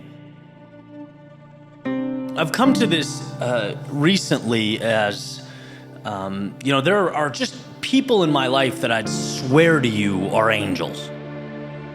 Like, honest to God, angels walking amongst men. They're so kind and loving, and they're so giving, and they radiate positivity and hope and beauty. They just remind you of the good in life. And so you assume if you were to turn them upside down and shake them, that's all that would come out of their pockets, right? Good stuff. But behind their eyes is often silent struggle and internal battles, a desire to give others love that perhaps they didn't get somewhere along the way.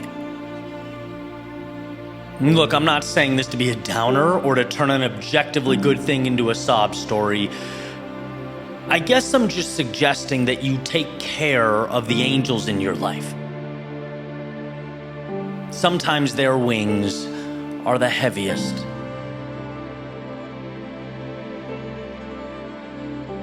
I'd probably remind you of this. I'd remind you that you can go away for years. And when you came back, things would pick up right as they were. You'd see the messages weren't urgent. The emails didn't matter. The job was one of many. The clothing was stupid. The title didn't mean that much. And I get it. We have to play the game to some extent. I certainly play it. But it helps me to remember this stuff doesn't matter as much as we sometimes fall into the trap of thinking it does. Give me a bonfire, good people, and some reminiscing over a cold drink or two over all that stuff. Right? That's one of the cool things about having moved so many times over the last decade. I've realized that, I'd rather be broke with people I love doing something that excites me in a small mountain town than rich and lonely in Miami. And I don't think I'm unique there. Am I saying stop climbing? No. Absolutely not. Go, push boundaries, dive fully into life. See what this short time on our floating rock can become. Just don't let it consume you. In other words, protect your North Star. What else? Well, I'd probably talk about the things I'm most proud of. And right on top of that list would be the messages over the years from people saying simply, Eddie, thanks. That connected. That meant a lot. Or you helped me look at this situation differently. I have momentum again. That's what it's all about. And I'd ask you, what can you do that you love that leaves this place a little better than you found it? I'm not saying you need to cure cancer or invent a car that time travels, although that would be awesome. I'm saying simply, there is a personal fulfillment that materializes when we seek to become a net positive in the world. Again, hear me. I'm not virtue signaling. This is me shining a spotlight on something that is so easily overlooked. When you think about adding value, when you think about serving, just like I mentioned earlier, you solve so many problems at once. People want to be in your orbit. You make beautiful connections. You feel fulfilled and excited. Value very often translates to financial needs being met and often exceeded. Just generally, you live a life of purpose. If you want to spend your life broken, financially struggling, and alone, simply repeat the mantra, what's in it for me?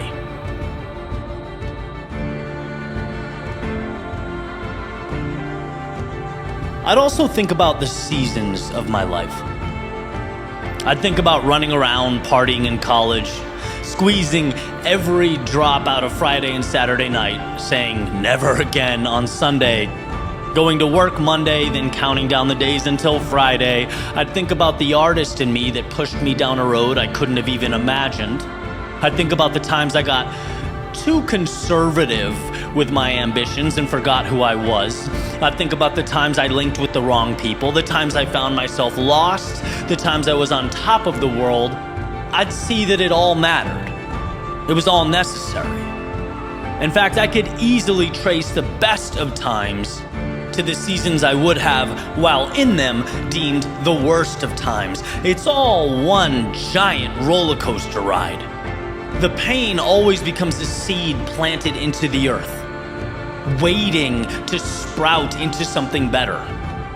The wandering always brings you to some door on the fringes of life that takes you exactly where you needed to be, places you couldn't have planned. I'd suggest that we think of life not as a right or wrong thing, but as a series of valleys and summits. Interchangeable and interconnected like the ocean tides. When you're hurting, when you're down or lost, I'd remind you to keep your head up, to conquer one rock at a time and trust that something new is ahead, because something new is always ahead, as long as you march on.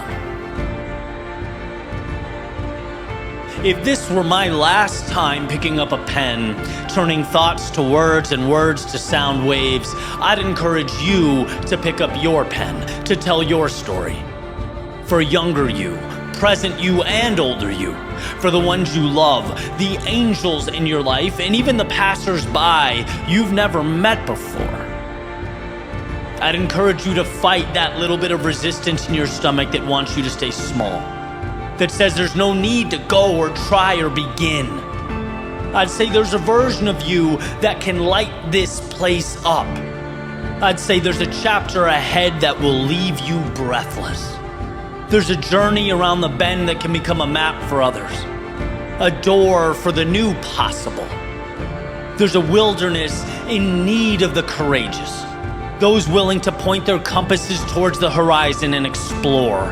If this were my last time picking up a pen, turning thoughts to words and words to sound waves, I'd tell you to lace up your shoes, open the door, and go.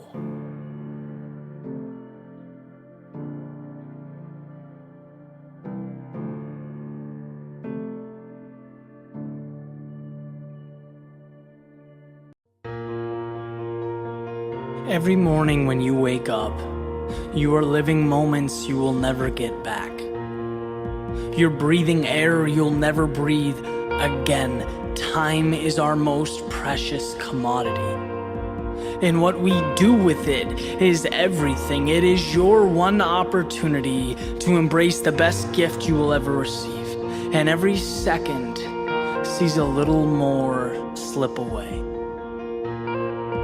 We have this mentality that the future is going to somehow mean more than the present. That time tomorrow will mean more than time today. And the best things in life end up being saved for some other time. But the reality is we don't get any younger. Why wouldn't you allocate your time, your effort to the things that make you feel like today is powerful? You are the gatekeeper. You decide whether you want to take this gift and use it wisely or allow it to slip away. Money you can get back. Possessions can be reacquired. But the minutes in your life, well, they're finite. Today shouldn't be looked at as a bridge to tomorrow, but a once-in-a-lifetime opportunity. You are nothing more and nothing less than what you do with the time you have. And if you know that, if you live like you are on top of the world, it will be more than enough.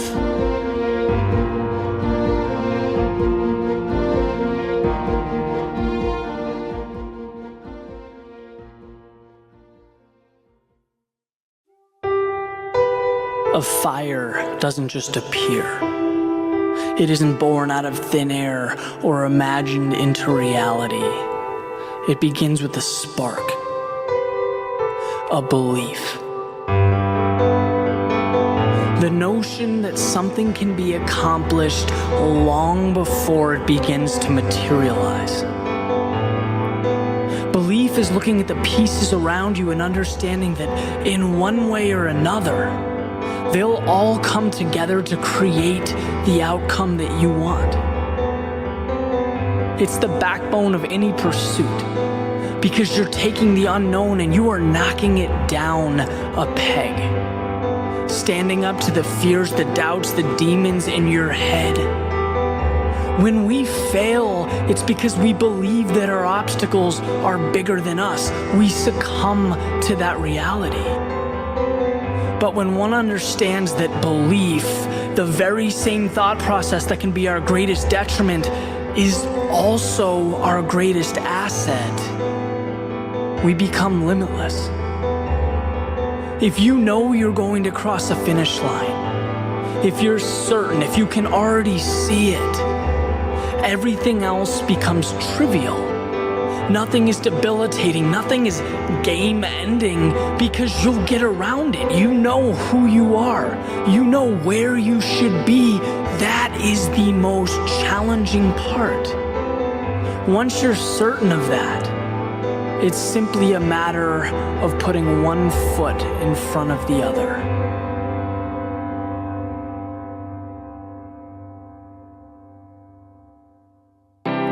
We live in a world of self-induced limitation. We define our best. We define good versus great, possible versus impossible, acceptable versus insufficient. And these limitations guide our behavior. We live by them.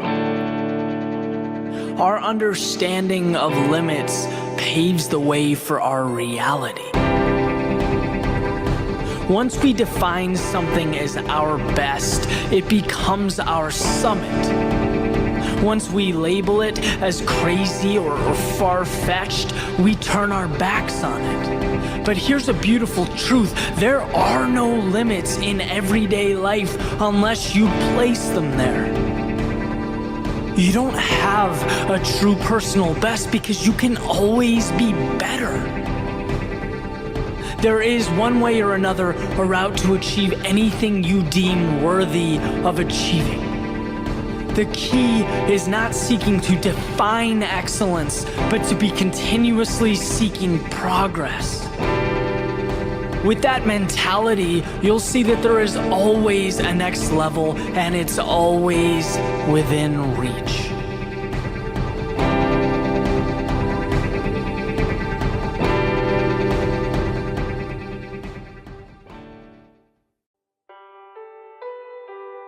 It's been said that nothing is achieved without consistency. Short blasts of intensity are great, but what end up defining us in the long run are the things that we do day in and day out. These things become our habits, routines, and ultimately shape the people we become.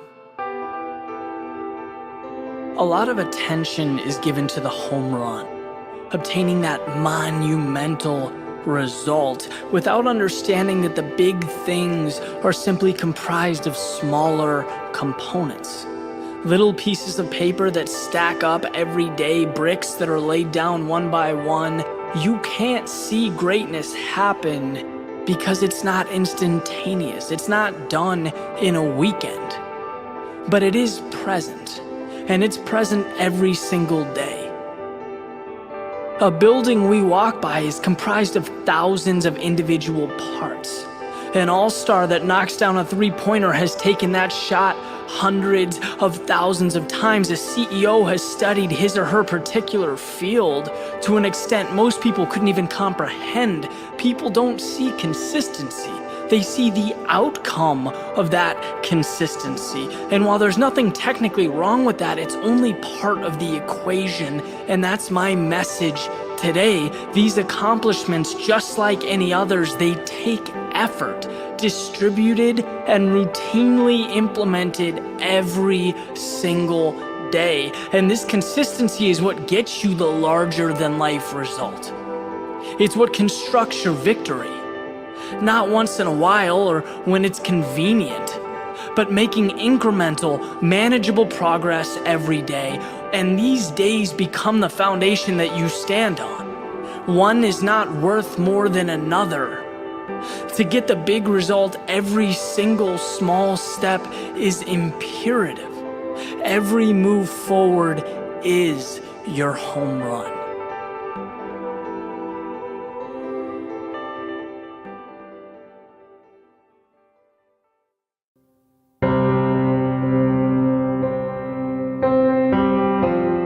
In a limitless world, why set your sights on the obtainable?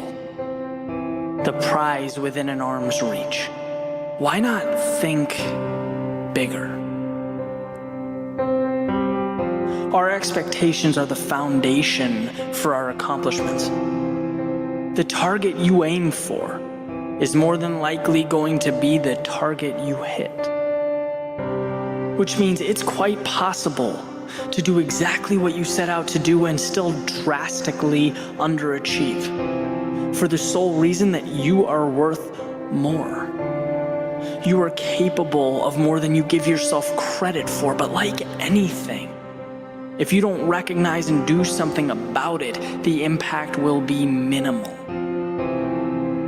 It doesn't matter that you're the fastest person in the world if you never sprint.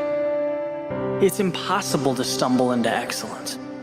Because to get there, you need to 1, understand that something greater exists, and 2, understand that you are worthy of it. In anything you do, it's better to aim high, to try and accomplish too much. Be bigger than reality, larger than life, and what you'll find in maintaining these monumental expectations is that you grow along with them. You realize that what was acceptable yesterday is no longer good enough, that it was merely a stepping stone. The things you're capable of, the life that's possible for you, is unfathomable to the human mind. Endless opportunities are not black and white. They're not reassuring because they haven't happened yet. They're not visible or tangible, but that's okay. Just know that no matter where you are or what you want, more exists. If you're willing to go to another level, there is something bigger, period. So take a look at the targets that you've set. Don't waste time asking yourself whether there's something greater. There is. Ask yourself if you're willing to step up, to move outside your comfort zone and get it.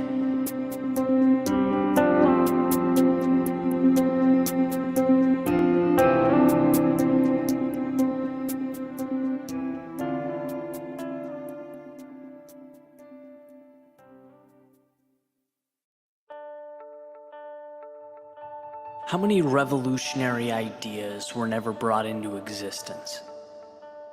How many dreams were discarded and deemed impossible before they even had a chance? It's a question we'll never know the answer to because there never was a beginning. There never was a start. Anyone can dream, and everyone does. And these dreams, they're the seeds that quite literally change the world. But the hardest part is the decision to begin. To transform something from an idea in your head into a reality that you can live every day. To push fear, uncertainty aside. Maybe you don't even know how to approach your goal, but I'll tell you what. Trying 1,000,000 times and figuring it out on attempt 1,000,001 will always be better than letting that dream die. See, action, movement has a way of sorting things out. There's always a way to succeed, but the wheels need to hit the pavement. It's awkward. It's uncomfortable. It's a vulnerable feeling, putting your time and energy into something you're unsure of. But simply starting allows a spectacular process to take shape. Beginning is only the hardest part because of the mental barriers that attempt to safeguard you from every single thing that can go wrong. But don't think about what can go wrong. Focus on what will go right. All the incredible change that will come your way if you just start.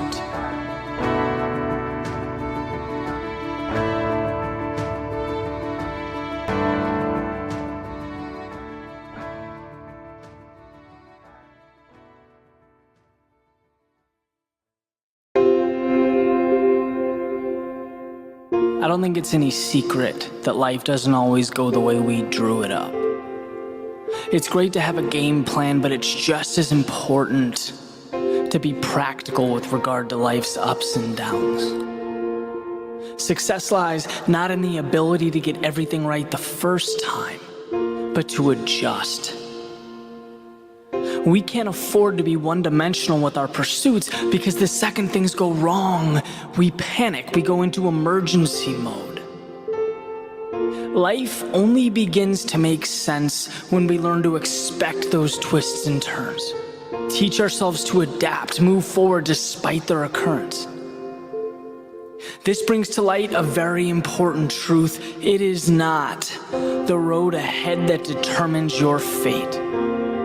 It's the way you internalize the process. It's having the patience and the confidence to take life as it comes and mold it in a way that gets you to your goals.